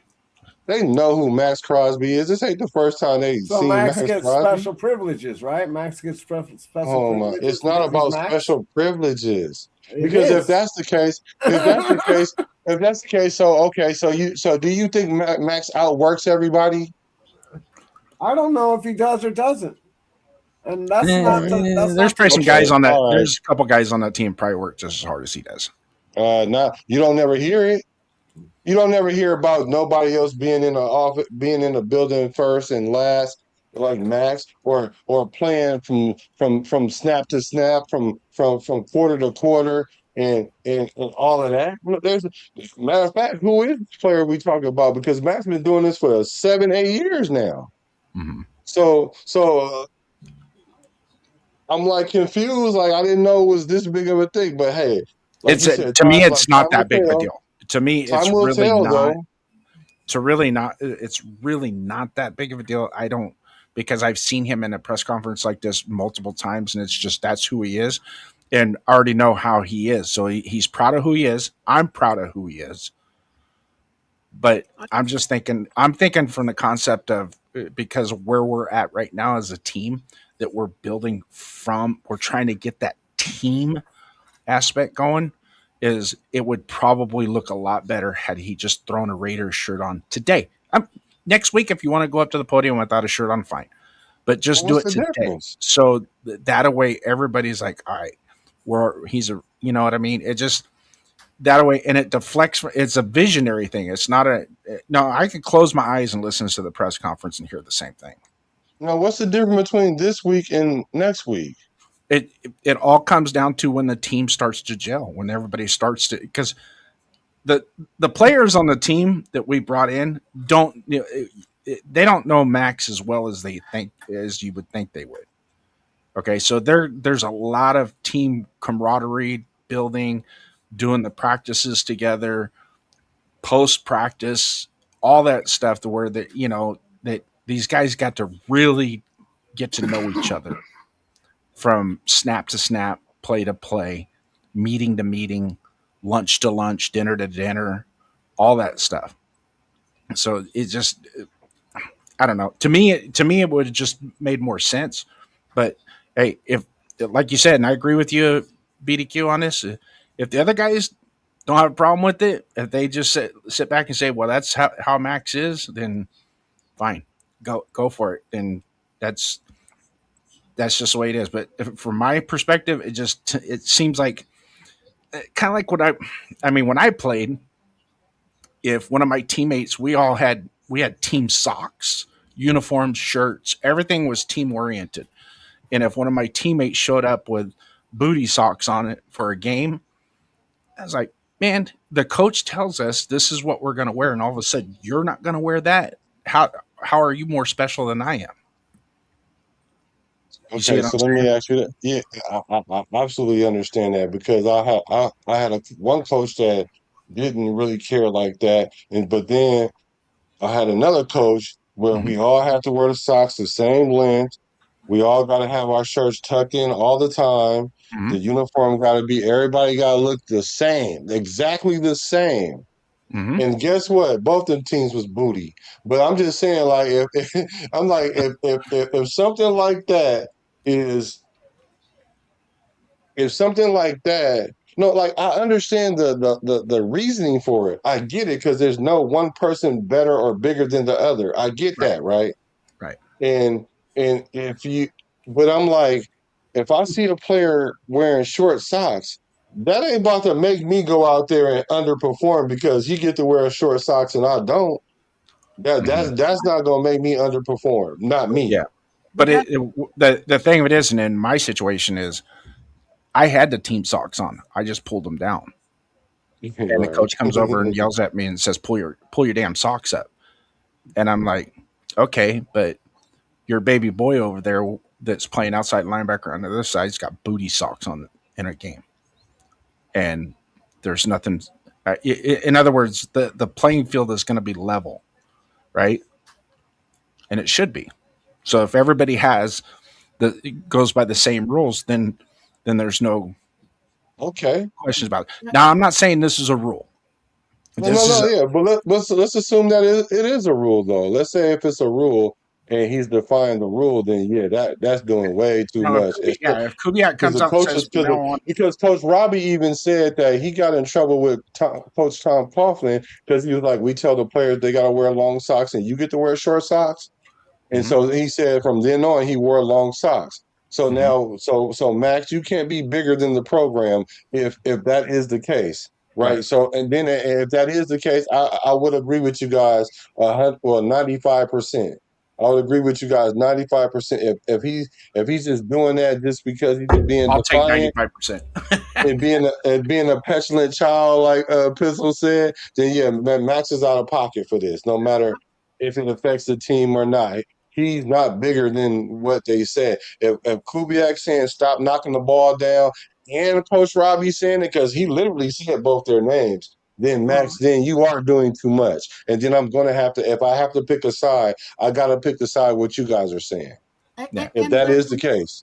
there is a dress code, and only the team knows what that dress code is for how they behave and how they're supposed to present themselves. But my bigger concern is not necessarily, you know what I'm saying, what we're seeing on the screen.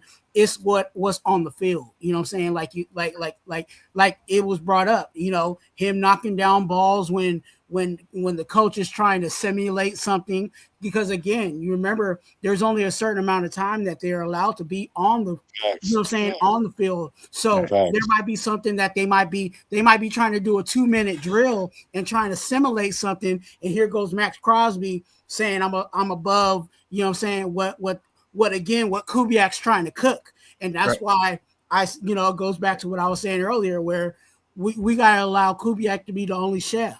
And whatever the chef says, that should be the law, and that should be it. There shouldn't be no crossing the line and all of that stuff, because again, if your leader's crossing the line, then what do you think the little scrub, the 53rd man on the roster is going to allow, you know what I'm saying, act like he can do? Well, if we're gonna be like that, and I agree with you. Well, if Max is at the building early, then y'all need to be at the building early. Then if that's how we go. If you're gonna follow what Max does, and if the negative thing is gonna make you deter, then I mean the positive thing should make you buy in and lock in. So if he comes with the shirt and he's showing up early and he's doing all these things, and well, everybody should have that expectation too. Am I wrong in saying that? You're absolutely right, and then that goes back to the Josh McDaniels, and you guys have probably seen the video when he jumped down Malcolm Kuntz's shit for blocking a pass in practice, correct? You guys saw that video? Yeah. Hey, man. Okay. So that right there probably comes from this situation right here. Max goes in, if he's rushing a passer and he's being so disruptive to ruin the ebb and flow of what the offense is trying to do, then he gets chewed out. He gets chewed out by the coaches, or told to stop doing that. And now somebody else turns around and does it. You gotta, once that line is drawn in the sand, the baseline is set. Now everybody else has to fall in line as well with that. Yeah. And it's also interesting. Think about this. We're going back to the presser. How many people went up to Max Crosby before they went out there on the field today? What and why did they go to Max Crosby? What do you mean before? Because he's the face of the franchise. Yeah. So there was a reason why they before practice started, you know what I'm saying, yesterday or before, you know what I'm saying, they went out there, hey, Max Crosby, let me talk to you about, you know what I'm saying, not crossing the line today. Like, they're talking to him because they know, like, hey, in order for us to get everybody on board, we need to make sure that the top is right. Right. Top down, right, Black? Top down? Yep, you're right. Top down. Top down? Top down. Let's finish with backs. But one last thing. I know that you guys remember when Toby was in the game and he was going like this, and everybody thought he was telling the other team to, chill out or whatever. Really, what happened there was Phil Jackson was telling Kobe to stop doing something. And Kobe was like, nah, bump that. I'm about to take over right now because we need it. And then he took over and it worked out. And he was really telling the bench, calm down. Y'all calm down. I got this. Now, I remember that one, yeah. It's a fine line between being a person who listens to everything the coach says versus bump that. I'm trying to take this to another level. And I'm not saying that is right. I'm just saying that's his mentality. Now, what would determine if it's the right thing or not is if we win games. Because if we don't win games, then they can easily look back into this situation and be like, see, this is where it started again this year. Right here, Max showed up. First day out of camp, this fool showed up with no shirt on. Like, who the hell does that? And then at that point, I have to eat crow, but make mine with hot sauce and and a little make ketchup. it flavorful. Yeah. and mind you, this is day one. So what's going to happen? You know what I'm saying? Week 17. You know what I'm saying? Like and that's why, again, for me, it's a concern. It's not necessarily like, oh, all hell is breaking loose, but it can trickle down. What happens when, because again, winning is the best deodorant, but losing is the worst dumpster juice in the world. So what happens if we on a losing streak? You know what I'm saying? What happens to the mentality of these players? Now, let me pose this question. Let's say after today, Kubiak did approach him. We don't know, right? But let's say Kubiak did approach him and say, "Hey, Max, I need you to wear a shirt next time you go up to the podium." I think he would. And then he sits and does the old shotgun effect. Is he doesn't single out Max? He just sends out a blanket email to everybody. From now on, any player that goes up to the podium for a press conference must have a shirt on with the Raiders insignia going forward from here on out. Boom. Done, right? So now we have a baseline. And then Max doesn't. Then what?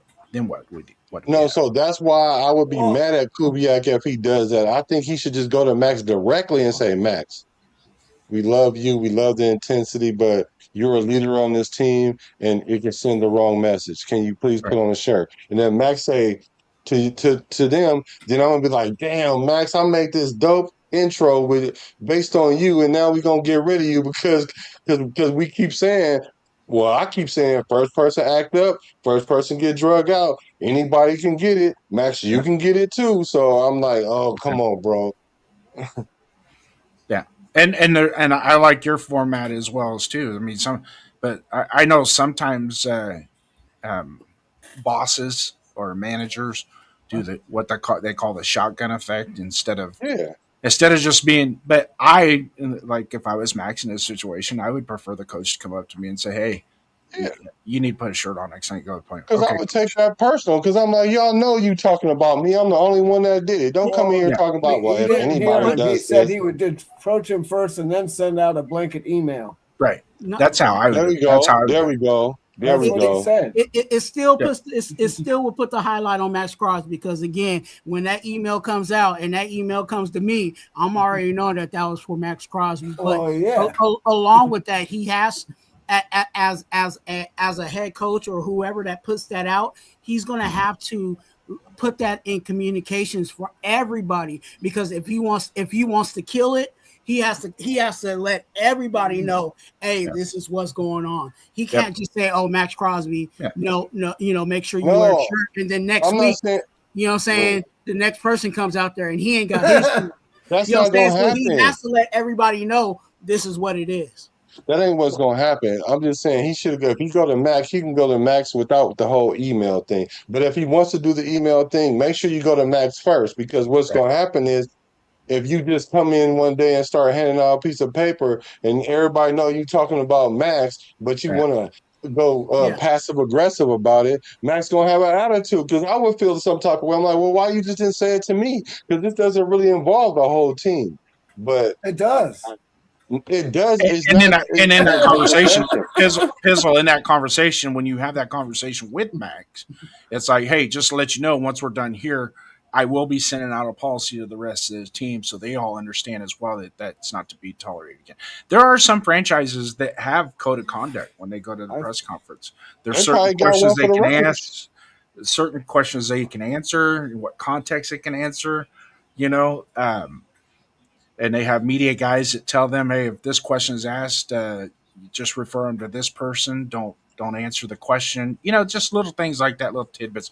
There's an etiquette in which they have to perform in front of the media as well. It sucks because I don't care. As long as you score touchdowns and sack the damn quarterback, you want to run around in a thong, I don't give a shit. Just make a tackle. Whoa. Well, Belichick, there was a Patriot way. You can see it week in and week out. They was answering it by the book. Mm-hmm. But let me play a little bit more, because I didn't know we was gonna get stuck on. Hey, we cooking, man. But yeah, it's been with every coach. That's something that's literally all the way back to college days with Coach Creighton. Max is not helping. Had to kick me out of practice all the time, but it's growth. He's good night, God bless. Getting better and trying to be the best version of yourself. That's all I can do. Early in the process, what have you thought about all the new additions on the defensive side of the ball that's running with It's been great. Obviously it's, we're not in pads yet. So I think you figure out, your identity, especially once the pads come on and you see people's physicality and the type of competitors they are. But it was awesome just seeing, but it's a funny story. It was back in back in OTAs, but I was out there doing a walkthrough and I'm getting in a stand. I looked at him and started just laughing out loud, and I don't even know why, but he's like, "What are you laughing at, bro?" I'm like, "I've never seen a linebacker that big. Like, I've never played with a linebacker that looks like the size of me." And he's like, "No, bro, it's gonna be different." You know what I mean? So it's just cool. There's so many new faces and a lot of really talented guys on all three levels. And for me, it's the best. We want the best guys out there. The guys who are gonna, jump on the grenade and be in the foxhole with you. And we're that's what training camp's for. You figure out who those guys are, and then through the season, you see how everyone progresses. So it's exciting. I love the military references as he's out of chain of command there, and he's dressed like that. Come on. I was just about to come into y'all locker room and be like, "Kumbaya," but because when he said it's going to be different, right? So that means, Max, you got to do a couple things differently. I mean, I get, like, trust me, I get what y'all saying, but you don't want to dim, especially Max's fire. That's not the person you want to dim his fire. That's not the person you want to do that to. But if it's at the detriment of the team, then I'm with you guys for sure. I'm just thinking that these players understand that that's Max, because I'm not going to come in and try to do what I see Max doing. Like, if Max came into the meeting room with no shirt on, and everybody else got a shirt on, I'm not going to take my shirt off or just come to practice. I mean, come to the meeting with no shirt on next time because I saw Max do it. But that's just me. But then there might be some players that really think that. So everybody ain't me. So you guys are right. Just because I wouldn't do it don't mean that. Because now, like you said, Quay might do it. Like who was he just talking about? We They don't might want do JPJ to do that. we don't want him to do it. I'll give you a great example. Black. Hey, Black. Who's the guy that we just drafted that you gave a nickname to? I gave all of them nicknames. Mental reps. Which one? I got one for mental reps. I got one for bad intentions. Bam! Bam! Okay, there we go. Okay, you're right. Mental reps, right? Mental reps. What? Yeah. Who's mental reps? And Raider Twuan. That you know what I'm saying? He got my same last name, but you know what I'm saying? Yeah, you might see me in his jersey. Anyway, as I digress. Yeah. What did he say that he was going to do? He wanted to be like Max. Okay, you won. You got it. You got it. You won. So do I need to, you know what I'm saying? Do I need to start taking my shirt off? You know what I'm saying? You got it. You got it. You got it. You got it, next bro. podcast, y'all want to come on here with my shirt off, show my tattoos. You got it, bro. And I think this is a good time for me. I think this is a good segue for what I was talking about. We're going to do a debate show. It's called Fight or Flight Club, and this would be a situation where I would have to say flight, because you're right. You know what? You're absolutely right. You're absolutely right, because someone like MarTwuan Crawford is impressionable. He is. You're right. And he might not come with no shirt on, but he might do something else. You know what I'm saying? That's out of alignment. Because if you move the line just a little bit, after a while, the line is over there now. So, you know what? You know what, Pizzle? I apologize. Raider first down. I apologize. Y'all right. Oh, no. Mr. Crawford, well taken.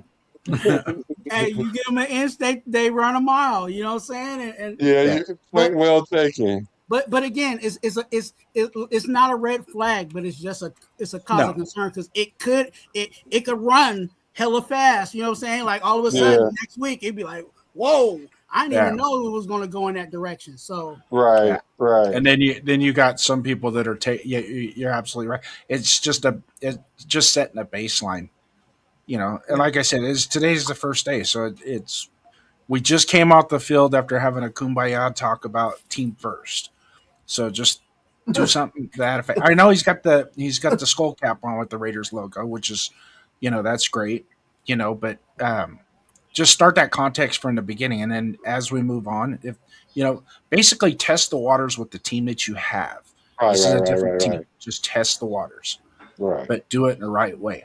You know what I mean? And Yeah, I'm not saying you any of right. this is wrong. I'm because No, he's done. you just saying it's the first, being that it's the first day too. That really doesn't make it any better because you literally did it on the first day, like literally. Now, had it been like a week or two went by or whatever, and then you just popped in with no shirt, it probably wouldn't have hit the same. Hey, So, how do you dress on the first day of school? The right, the best. flyest. You got Look, bro, you ain't got to keep making your point, bro. You won, bro. No, we Raider just Twuan left his tags on his clothes, man. When he went to school, he didn't even take the You know tags what off. I'm saying? The guy dropped the the brick for the foundation and it broke, and he just, he just put half of it in there, and just said, "Oh, you know what? We'll just put the other one, half of one in there. I won't even get a new brick. I'll just put it in there." Now it's all janky. Yeah, that's all jank. Okay, y'all. Okay. Y'all won, man. Dang. Hey, let's continue to watch Max Crosby be a habitual line stepper. Go ahead. Hey, go ahead, hit the button. From a physical standpoint, after the injury and surgery and the rehab, to be able to go right now at this point at the start of camp, how significant is that for you? What do you mean? Are you asking like how I feel, or After going through everything with the surgery and rehab, to be 100% as camp starts, how does that sit with you? I mean, obviously, it's a blessing. It's an absolute blessing. I feel great. You know what I mean? There's a lot of, the physical part is the physical part. You're gonna have to go through the grueling rehab. I mean, first 2 months of off season, I literally can't bend my knee and I'm in a cast. I can't. I mean, you could hardly sleep. I literally couldn't sleep for about a month and a half or so. Because you can't move your leg, you can't walk, can't put any pressure on it. And like, I'm so used to being so like self-efficient and self-reliant on stuff. And I got to ask everyone around me, like, and I feel like an irritant, you know what I mean? Like that part of it's that nobody really gets to see is like Rachel's, doing double, triple time, taking care of the baby. And she's also taking care of me. I'm like a big ass baby. I'm stuck on a damn couch. I can't do anything. And you know what I mean? It's like that, those are the things that people don't really get to see. And the the emotional, the mental part of it, and it forces you to make a choice of like how you're going to attack the whole process. So it's been, I don't know, over 7 months now, and we're out here, and the goal was the goal, and we're out here flying, and I feel incredible. And it's not just me, you know what I mean? It's obviously I'm the one that's got to do all the work, but ultimately there's so many good people in my corner that help me along, the process this offseason. And I can go on and on about those guys, but I didn't do it alone. And obviously Rach being, the mother of the year and, wife of the year, taking care of me and helping me during the whole thing was incredible. So it's a blessing, man. I love this game. And, I heard all the noise and all those things, but, everyone knows like my back's against the wall. That's when I'm at my best. I love the pressure. That's what I live and thrive on. So it just added points and gives me a little bit more reason to go out there and whoop ass. Max, a quick turnaround coming back to Vegas. What does the city mean to you now after everything you've been through this offseason? Yeah, I mean, I love the city. Ever since I've been out here, it's been incredible. Las Vegas is the greatest city in the world, in my opinion. I've been in a lot of places. Oh, wait, hold on. What? Where?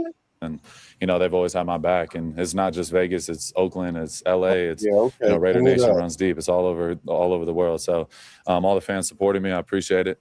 And, everybody that shows up, we want all the fans to fill that Allegiant Stadium with silver and black, you know what I mean? Not all the other colors. And that's up to us as the players and organization to, win a lot more football games so that, that happens. Report around 5 days early for camp. How much did you benefit from that? I thought it was awesome. I was actually really excited about that just so I can kind of get a head start on the vets. I didn't have any OTA reps. Like I haven't played football since literally last year. So I was excited to get back in the building and kind of get warmed up again, get back out there. I did a walkthrough on Friday. with all the rookies and, doing all the, all the workouts and stuff with the rookies. So I felt like a rookie again, which is a little weird, but it was awesome, just kind of get my feet wet, before the vets got in town. Okay. I missed a lot of you guys comments, and I do like getting to the comments. If you do want your comment read in real time, you got to send a super chat because it'll show up bright on my screen, and then I'll see it. Or you have to be a member of the group of our channel, and then it shows up specially so I can see it. So if you guys do want to, if you guys do want me to stop and address what you're saying in real time, then that was probably the best way to do it. Otherwise, I'll try to go back and get the comments because I do love you guys' comment and feedback because you guys are really bringing it. And because I've seen a couple of comments about me that was pretty funny. They said, Black, would Myles Garrett do no shirt at a press conference? And then Webb said, our podcast is going to go shirtless now? Yeah, I'm about to do one tonight. I ain't wearing no shirt tonight. Shirt So, no, what do you guys think about what he's saying right now? If you guys remember, unless you're still distracted by the tattoos. What did he say? I actually just got back. I had to go to the a restroom. rookie Sorry. hanging out with the rookies, basically, is what I got from that. And yeah, when sitting around with his knee being injured for 6 months, not being able to put any weight on it, and having his wife do things for him that he's surprised that she would do, even though it's his wife. That's what she's supposed to do, is take care of him.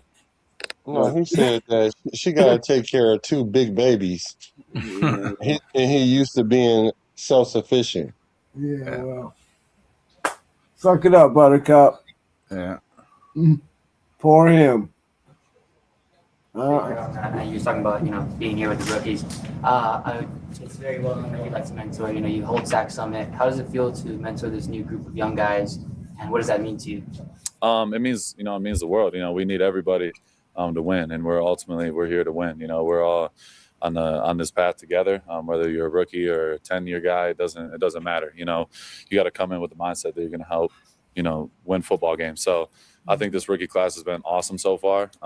We'll learn a lot about everybody, more as this camp goes on and season goes on. But so far they've been awesome. I think we have, the right character guys, but ultimately we got dogs. You know what I mean? There's a lot of guys that play football at a high level, and they got to, prove that, to the vets and to these coaches. And I feel like they're doing a good job of that. I think the work ethic, when, that's one of the hardest things. Either, you come in with that mindset, you're going to put in the work, or you're, entitled and think you got the answers. I don't see any of that with these rookies. So they've been awesome. I've got to spend a ton of time with them. Like I said, I feel like a rookie. I've been at the M Hotel and doing my thing. I'm the only vet there. So it's me and all the rookies. It's been it feels like for a while now, and they've been awesome. Sam, last question, Sam. Max, can you just talk a little bit about your mindset entering this year? And are you a guy that kind of sets personal goals for yourself? Yeah, my mindset is, I want to be the greatest at what I do, period. I write it in my journal every day. I want to be the best in the world at my job and my profession. And that's why I work the way I work. It's going to take every single one of us. Obviously, it's all about the team. We want to win. And ultimately, that's all that matters. So me doing my part and some is something I'm going to push for every single day. And greatness is measured by how many people you inspire. So I want to bring as many guys with me, and as many coaches and many people in general that I can, raise their standard and way of, thinking. I feel like ultimately you have, every day you have 24 hours to make a decision. You know what I mean? You could push things down the line, or all right, tomorrow I'll put in that a little bit of extra work, or I'll, maybe next week I'll do the extra running. Like, no, you know what I mean? You got to do it every single day and have that mindset where you're going to have growth on a consistent basis. And I feel like you can accomplish anything in the world. So my mindset coming into this, like I said, obviously everyone's talking about he's got a chip on his shoulder. And I always got a chip on my shoulder no matter what. So, yeah, of course I felt, the whole situation, talked about it a million times. I'm, done talking about it. But yeah, of course there's added, added, motivation. But it's beautiful at the same time. I love being doubted. I love being told I can't do something because I know I'm gonna go to the end of the world and make it happen. Well, that doesn't help my argument. The whole, well, you got to do above and beyond, teammate, all that, because now the whole lack of a shirt thing is like bad precedent. Okay, cool, whatever. I got y'all. BDQ, I'm going to end it right now for us, and then we can move on to the next topic. Ready? Yes, sir. Yeah, I'm ready. What would Gene Upshaw say in this situation? I'll tell you exactly what he would say. God rest his soul. Love the man. Mm-hmm. You're a Raider. When we're on the field, we act professional. When we're off the field, we act professional. Yeah, is that the Raider way, though? That's his way. That was Gene Upshaw. Yeah, he but would that tell was his his teammates standard, though. as a leader. That was his. He goes, when we go to the stadium, we act professional. When we're on the field, we act professional. Yeah, we definitely wasn't a professional team a lot of times. But then we can go to Al Davis and say, I don't care, just win. Uh-huh. So, which I agree with that as well. I'm like, in this situation, I was like, you know what? If we go 8-0, okay, we just show gotta everything win. if you want. I don't care. Just it's one thing to have a bunch of different characters and letting people be who they are, but even those guys showed up dressed the way that they're supposed to be dressed and acted accordingly when need be. I'm not about to give no more pushback about his dress code. We need a new topic because I think our chat is like. No, we about to practice. We're talking about no shirt. It's over. It's over with. Yeah. That's what I'm saying. I didn't know it was that big, but I see what you guys are saying. So let's go until because I was gonna go to Kirk Cousins, his presser, but I wanted to make sure that we got to Max because he is on the thumbnail. So that's why I did him first. Did his presser first because that sounded kind of weird. I did him first, but anyway. We ain't listening to my cousin. So yesterday, Coach Kubiak essentially said that going into practice today, don't be shocked because Kirk Cousins is going to be the QB1. What are you guys' overarching feelings about that? And you guys can address that one at a time. I'm gonna go with you first, Pizzle, because you are kind of you've been telling people as long as I have. What was the day? April 3rd, when we first came out and said this. And so I want you to get the first crack at it to express your thoughts about it. Well, I wasn't really surprised that that they named him going to be the starter and be running with the ones the most. I mean, you'd have to be kind of like not willing to hear what they've been saying this whole offseason, about not starting Mendoza and all this other stuff. Kubiak still wants to come in and try and have a successful first season. And the only way he's going to do that is by having a veteran quarterback come in and happens to be a winning quarterback too. Probably the best quarterback that we've had in the last 5 years. And no, I know probably. And no, for sure. And he's got potential. And so, I'm not saying that Fernando Mendoza doesn't potentially have more upside than Kirk Cousins, but at this point in time, he's not ready and he's not going to be ready. So why rush it? Right.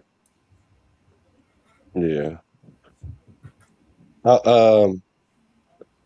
Jason, how you feeling?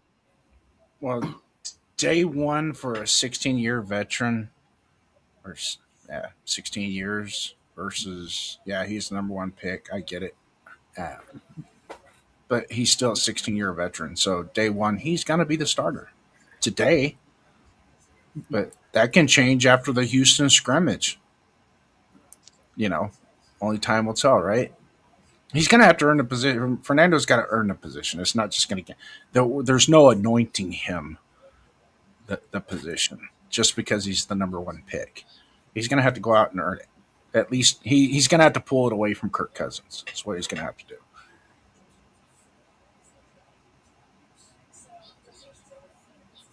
Hello. You know what? I don't know if I can have a take because I've been saying this since I don't know how long, and I hate to say I was right again. Like and I'm waiting because again, this is day one, and we heard for those that haven't watched the whole press conference, make sure you watch the whole thing. But I'm really waiting on Clint Kubiak to go up there and say, can you guys please stop asking me all these questions about a third string quarterback? Because that's actually what he is. Yep. And as much as some of you guys may love him and whatever, I mean, your fetish is your fetish. But with that being said, he's the third quarterback on this roster. So it goes back to what I said on the last slide. There's no way that Clint Kubiak knew that we had the number 1 pick overall and knew that we were going to get Mendoza, and he's still the first order of business he did was to bring in Kirk Cousins and not expect that he's going to not be a starter for us. Come on now, like let's think about this. Like really think about it. I know some of you guys are enamored with it. Hey, I'm excited that we got, we excited we got a new quarterback, blah, blah, blah, blah, blah. Cool. But let's look at the business. There is no way that we brought over Kirk Cousins just to have him be a backup quarterback. So just let we're here for the slow burn. Yeah, well, you know what? Who know what these means? Remember, I told y'all when I put these on, these are the I told you so's. Because I don't want to keep telling y'all I told you so's, but when I put these on, that means I told you so. Like, just like Twuan said, like, come on, man. Like the writing been on the wall for the longest time. Matter of fact, if you ever been in the town, even the US mail trucks, they all got tatted up. They all got spray paint on them, looking like a subway in Harlem somewhere.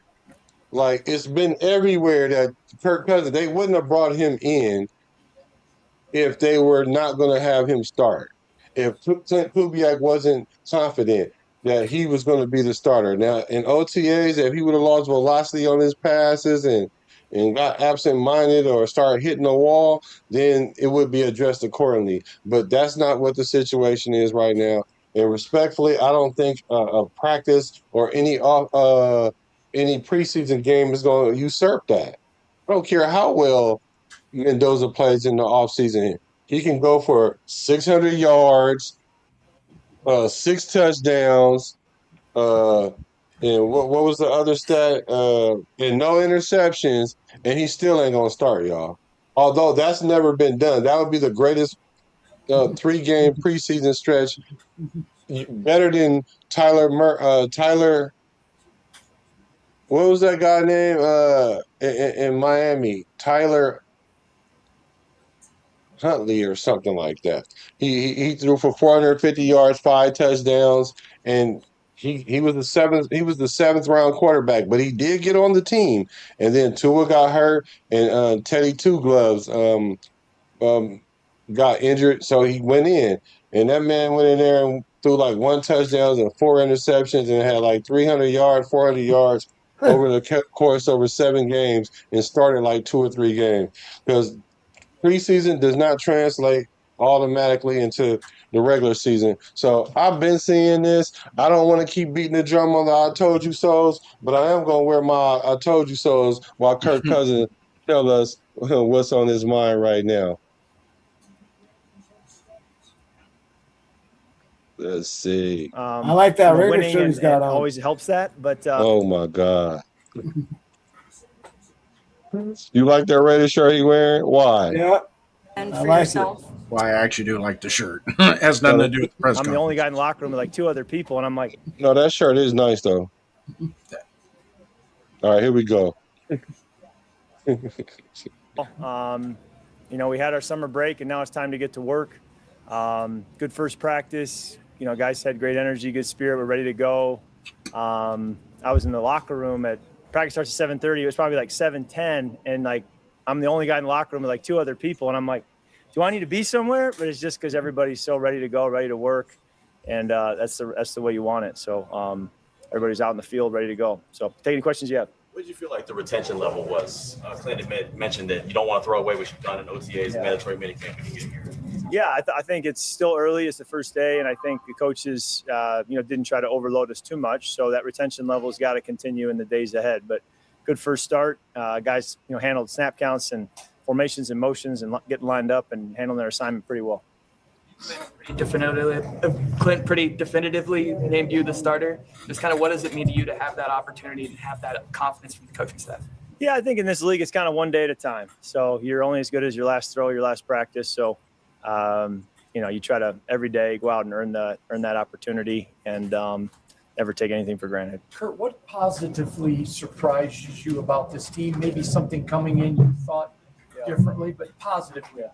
I just really like the character of the guys in the locker room. I think it's high quality guys, high quality people. It would seem that our personnel staff has really emphasized the caliber of the person in the locker room. And that's the sense I get with the guys I'm with and just how on the details they are, how much football matters to them, the questions they ask.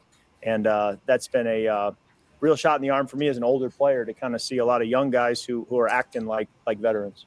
Clint also said that he wanted Fernando to push you as the starter. How do you see that play? I mean, how do you interpret that mean? I think that's pro football. I think every day we go out there, we all try to work together, raise the standard every day for one another. I think every position group, we're all competing. I just think that's the world we've lived in, even going back to college, is they're going to put as many good players in a room as they can and see who can come out as the guy who's taking the spot to play. But we're all kind of then supporting one another and working together. So that's just the journey we've always been on, and it's pretty much the norm. In a similar vein, Kurt, talking to Fernando, he said you guys in that room, you're not competing against each other, you're competing with each other. Yeah, it's with, yeah. What does that mean? Well, I think just what I just said, kind of always trying to ask good questions, help one another, challenge one another, and raise the standard, and have fun competing, because competition is fun, and so have fun doing that together, and I think that's what it'll always be. How do you hope to grow this season? Well, I want to grow always as a person in my leadership, in my resolve. This league, this season, you're going to get punched in the mouth at some point, and so being able to get back up. Really be able to stay positive, really bring great energy every day, and not ride a roller coaster, but just kind of be the same guy every day, no matter what happens around you. I think that's something you can always get better at. And that any football season is going to really test that in you. Have you always been that guy to bring that much energy, or did that develop later in your career? When did that happen? I think I've always kind of been pretty spirited and competitive at practice and kind of have like a little inner fire. Sometimes I can be relatively calm, but if you rattle the cage, then maybe you'll see a little different guy. So sometimes it's good then to get my cage rattled, because it brings out the best in me. What can you learn about the offensive line before you go to pads? Before we go to pads, well, I think we're still getting good work with hand placement, and guys are having to ID things and target it properly. You also just have snap counts. You have urgency in and out of the huddle. You got conditioning, and you still have a pocket you got to work through. And sometimes the rush may not be as realistic without pads in both directions, but it still gives you something to work off of. Is there something new that you're implementing this season for yourself? Well, I think for me, the new is really the external, in the sense of new teammates, a somewhat new system. I'm getting moved into a house. Like, there's just a lot of new as far as learning your way around this facility, this culture, how things need to be done here. I think for me, you kind of over time learn what works for you. You're always trying to fine tune your game. You're always trying to make better decisions with the football, manage the game better. But at the same time, you don't want to reinvent the wheel too much either, and trust, what got you here. Okay. Mr. Captain Kirk. He looked like the Captain Morgan guy. Like all he needed to do is put his leg up and stand on the podium. So what do you guys thoughts about Captain Kirk? What do you guys overall thoughts about him at this point? I'll wait. Well, I think he's just he's just blanketing answers. Those are rehearsed answers that he probably says pretty much every year or whatever. I want to be a better leader. I want to do this. I want to do that. And I'm sure you want to grow as a person every year, and do all that. But basically, he's ready to go in there. He looks like he's ready to go in there and win 5, 6, 7 games straight if we're lucky. At least Let's get at least go. 3 straight. Shit. Yeah, let's go. We ain't won at least 4. We ain't won 4 games since when? Since 2018. Yeah, it was 2018 season, I think. I would think we looked it up like 2019 or something like that. We ain't won 4 games straight in almost a decade. What the hell's going on? Who was the quarterback? Well, that's what does that make the difference? Oh, I don't remember. That's a good question. Car. So Ray Flores says that Kirk Cousins didn't sound super excited. Kirk Cousins didn't sound super excited, a little phony, but upbeat energy. Are you guys feeling that or no? That looked like typical Kirk Cousins to me. Yeah, it looked like he just knew that he was going to be the starter. Like that he looks confident to me. To me. So what do you think about Captain Kirk? I like him. I'm glad we picked him up, and I'm glad the situation that we're in. That it behooves us to do it the right way. It just does. We've tried several other ways. This is the right way. And Captain Kirk he's 39 years old. He's not our franchise quarterback. We know that, right? I mean, I wish we had an incumbent quarterback that we can draft another one to sit and let the incumbent finish out his career that he started with us. But that's not the case. But bringing him in this situation where he knows the offense just as good as anybody else, and that helps the other players on the team as well that have to learn the offense. The tackles, the center, the running back, the wide receivers, the tight ends, and a coach having confidence that when he calls a play or he calls a series of plays, that he knows that the guy that's out there on the field already knows it.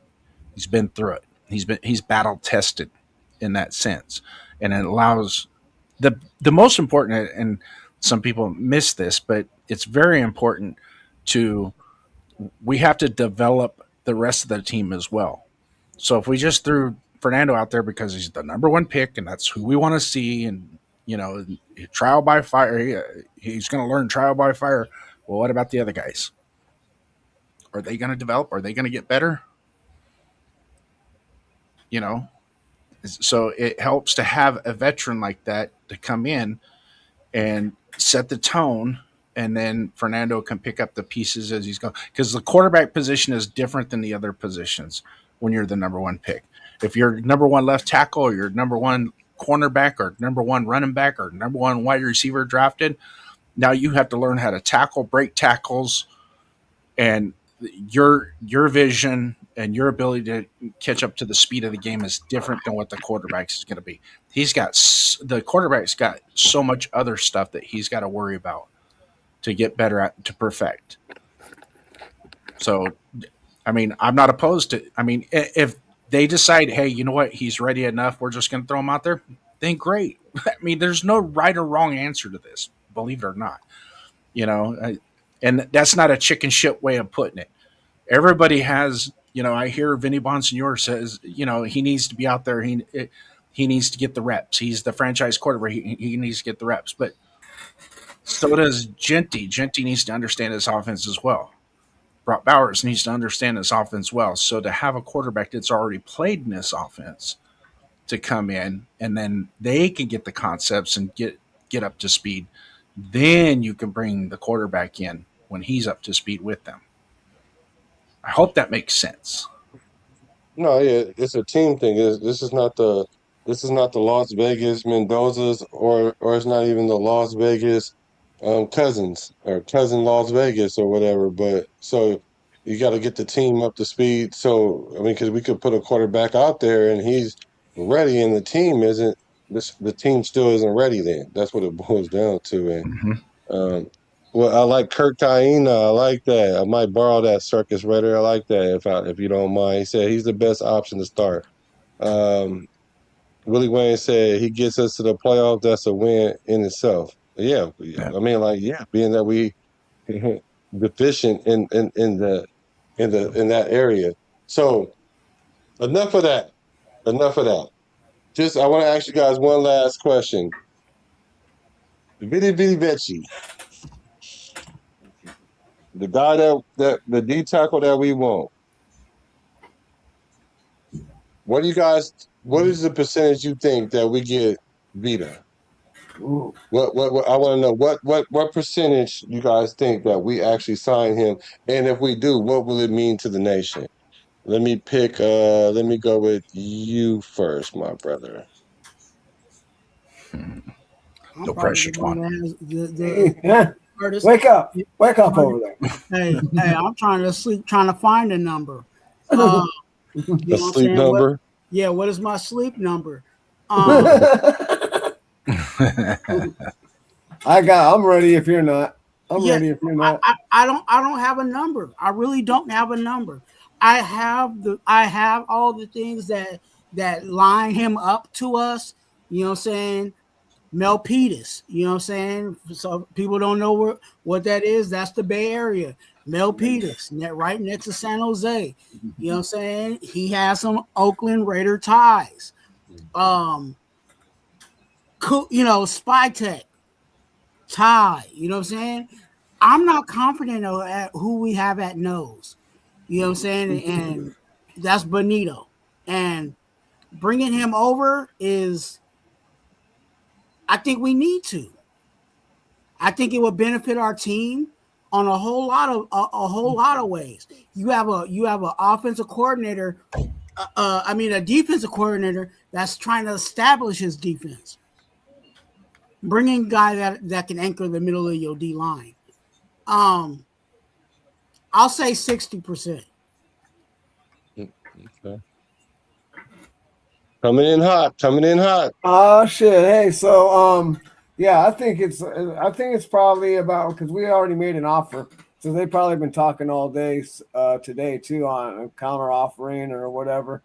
You know, I'm thinking it's more a little bit higher than what Twuan says. I'm a little bit more in. I'm more into like 80%, maybe a little more, maybe 82.5%.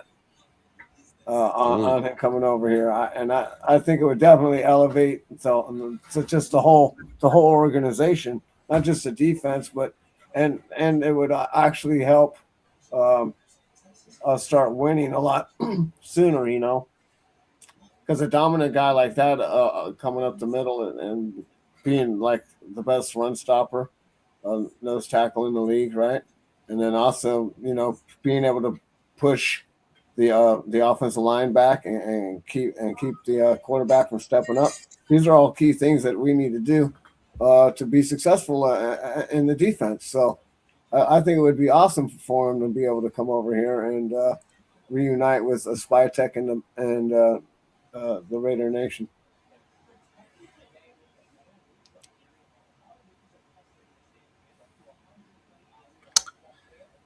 To put a number on it, I'm 100% all in. We should.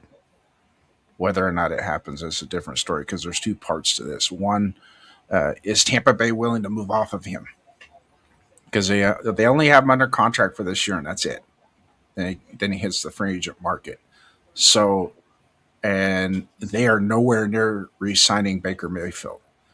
And they've got some youth on that team as well, as long as some aging veterans that they might need to part ways with as well. So it's ultimately the decision is going to be on Tampa Bay, what they want to do. I can tell you this: Spy Tech, if Vita Vea is available for trade, Spy Tech is going to make a trade to get him. I think when you say the only team that I can think of that can trump us is Chicago. I think they're the only ones that could probably beat us to the punch on that.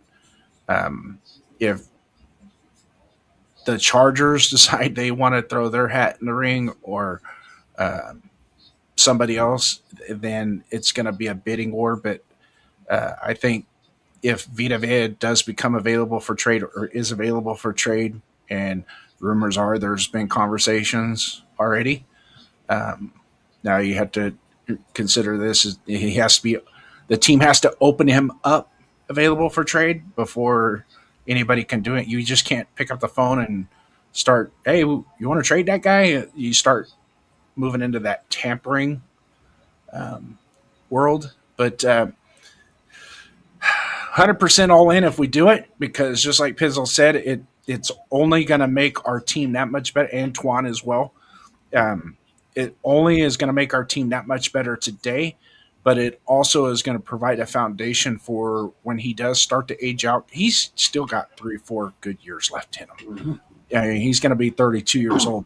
That cat still can play ball, at defensive tackle. His sideline to sideline pursuit, his ability to control the A gap he's top 10, if not top 5 at his position.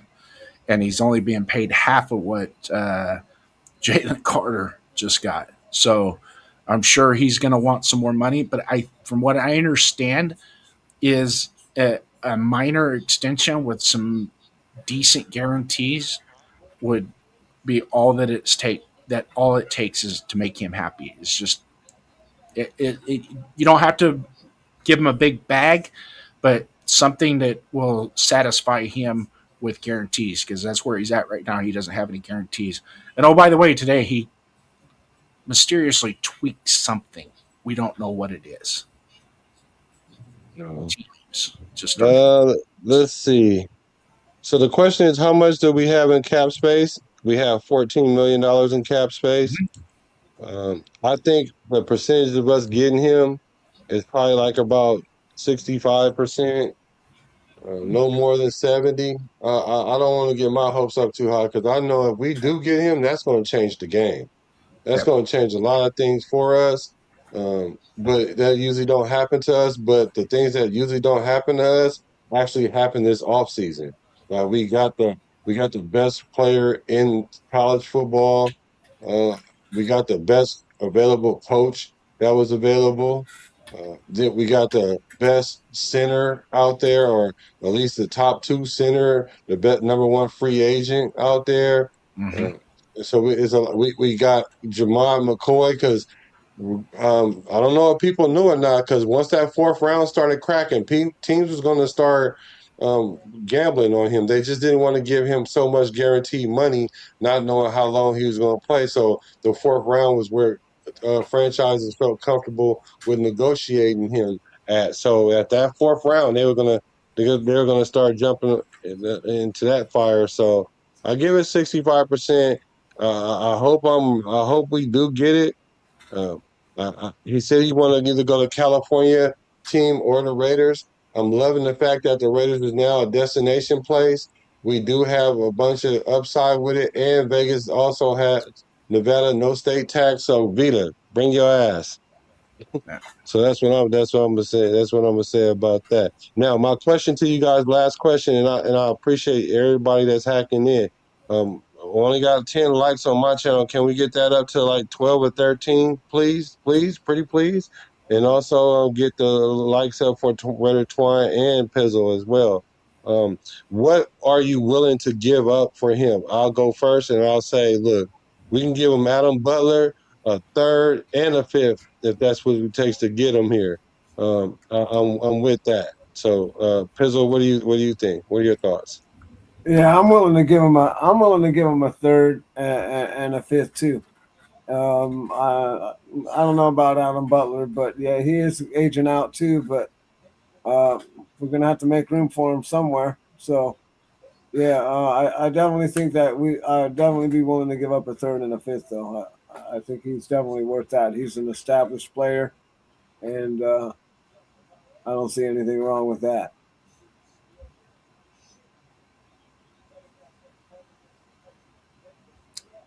a 2027 third round pick, and a conditional 2028 fourth round pick that could be a third round pick. That would probably lock the deal up right there. And then we'd have to absorb some of the dead money. That's where a lot of people miss out on that. Do we absorb some of the dead money? I'm sure Tampa Bay is going to want us to take a portion of that dead money. Yeah. Because he wants out. Spytek is definitely going to be in a position where he can play ball. And they're in a position where they either they get draft capital from him now, or he's going to be gone anyway. Mm-hmm. So that's the situation. It's similar to not in value wise, but the same scenario as Tyree Wilson with us, where Tyree Wilson was on his way out. So you pretty much had to get what you can get before, you ain't getting anything at all. And that's what that's what you're going to run into with Tyree. I said a third and a fifth, because I already had in the mind that we were going to have to take in some of that, money wise. But Spytek can definitely play ball with that, because we're going to have to take on his money, and also they're in a situation of desperation where, either they get draft capital, or he can be in a situation where he just sits out. If he's if he's really that disgruntled over there with them. So yeah, but I'm saying the third and the fifth. I said that earlier before, and I'll just stay right there. Yeah, I mean, ideally, they'll make you. They can make you sit, but teams usually don't do that if you're disgruntled, because you're going to make waves in the locker room, and then you got to do the DC thing and tell you don't come to the building and all that, and that's weird. And so I don't know. I think something's going to happen. I just don't know where, because we might get into a bidding war with the Niners. Now the question is, do we want to be a Niner, or if you want to be a Raider? The question, Justice for Forrest says, speaking of Drummond, how much are they signing him for? So he got a 4-year rookie contract, estimated at $5.7 million. That includes a $1.33 million signing bonus. And D Menace is in the building. What's up, D Menace? He's putting up each other, everybody's channel, which I appreciate. D Menace, you are the best. You are the best, D Menace, for sure. You don't even know. Yeah, we're gonna spin off now. I do like that we have people in the chat, and I've been trying to break through this algorithm, because ever since I was monetized, they're recalibrating the channel, so the reach hasn't been getting out like it normally has, and it's starting to get there again. So I would love to thank you guys for that. I appreciate you. We appreciate you guys for hacking into the show. We appreciate the love. We appreciate the loyalty. And there's only one nation. That's the Raider Nation. Absolutely. And so with that being said, I'm a Raider. He a Raider. He a Raider. You a Raider. From the Bay to LA to Las Vegas. And do any of you guys have anything? Yeah, matter of fact, yeah, shout your channel out, man. And I'm gonna have Twuan close out for us. Yeah, so my channel, I didn't link up the show on my channel on this one. I just jumped in. My channel is Raiders #1 ST Downs for Raiders First Downs. If you haven't subscribed, go ahead and subscribe to my channel. I'm getting close, getting there to where I can start to monetize. Just need a little bit more. Saturday nights, we have Raider Nation Voices with myself and 401_Raider Jeff. It's a phone-in show, Saturday night, 7 p.m. Pacific Standard Time. You can call in instead of playing on the virtual keyboard on your phones. Just dial the number, call in, and we can chop it up over the telephone. That shows sometimes we've had some epic shows. I mean, 80, 90, 100 viewers on at one time in the chat. Nice. And it's a lot of fun. I enjoy it with Jeff. We've built a good friendship. So Yeah. And so if just subscribe to my channel and come on Saturday night, and if you got what it takes, call in, have a take. Don't suck, because we'll dump your ass if you got a shitty take. All right. So I'm Pizzle4420. Hit me up. Hit the like button. I've been doing this for a few years, and you guys see me around plenty. So, I want to try that Camaro. Come check it out. Yeah, I bet. I want to light it up next to. I want to light it up next to my Chevelle. See what we could do. Oh yeah. What year's your Chevelle? It's a 71. It's 434 cubic inch small block, turbo 400, shift 3. So just motor, no power adders, but motor dyno 633. Nice. Yeah, I'm putting 600 at the tire in this, and I'm running just a 355 small block. Yeah, I love small blocks. M22. I got a Liberty Gears Muncie M22 rock crusher in it. Oh, I love the sound of that thing when you. It whines a lot. It's a whiner. Yeah. Let's see. For me, so next Friday we're going to start the Fight or Flight Club, which is going to be a debate show where I'm appreciating a lot of our content creators, our smaller content creators are going to we're going to put ourselves on, since the upper echelon is not looking our way and we're not on their level yet. So we're going to just support each other. It's going to be heated, but it's going to be very respectful. It's going to be structured. It's not going to be ghetto. It's not going to be a whole bunch of shenanigans. It's not going to be no, you're going to attack the argument, not the person, and all that other stuff. So I'm looking forward to that, and I've been getting positive feedback about that. So look for that, because we will be going promoting that for the rest of this week and then next week too. So make sure you guys subscribe to these channels, because we're going to link all our channels together, and we're going to get ourselves out there and have fun this Raider season, because things are definitely changing now, and it's a difference. And I would like for Raider Twuan to close us out. Hey, y'all, Raider Twuan on YouTube. Go ahead and subscribe. If you have not, if you want to help me out, play my playlist that's on my channel, just let that thing run. If you can, help me get to the goal that I'm trying to get to. So help me do that by going to Raider Twuan. If you, first of all, subscribe, but then if you are already subscribed, go ahead and hit the playlist in my channel and let that thing just run. My word to you guys, and Black, that's what you want, right? Yes, sir. You know how we do it. So my word to you is embrace the silence. Mm-hmm. Embrace the silence. Sometimes there is, we get so busy with life, work, whatever, all the things that we're going through, and we miss the messages that we receive in silence.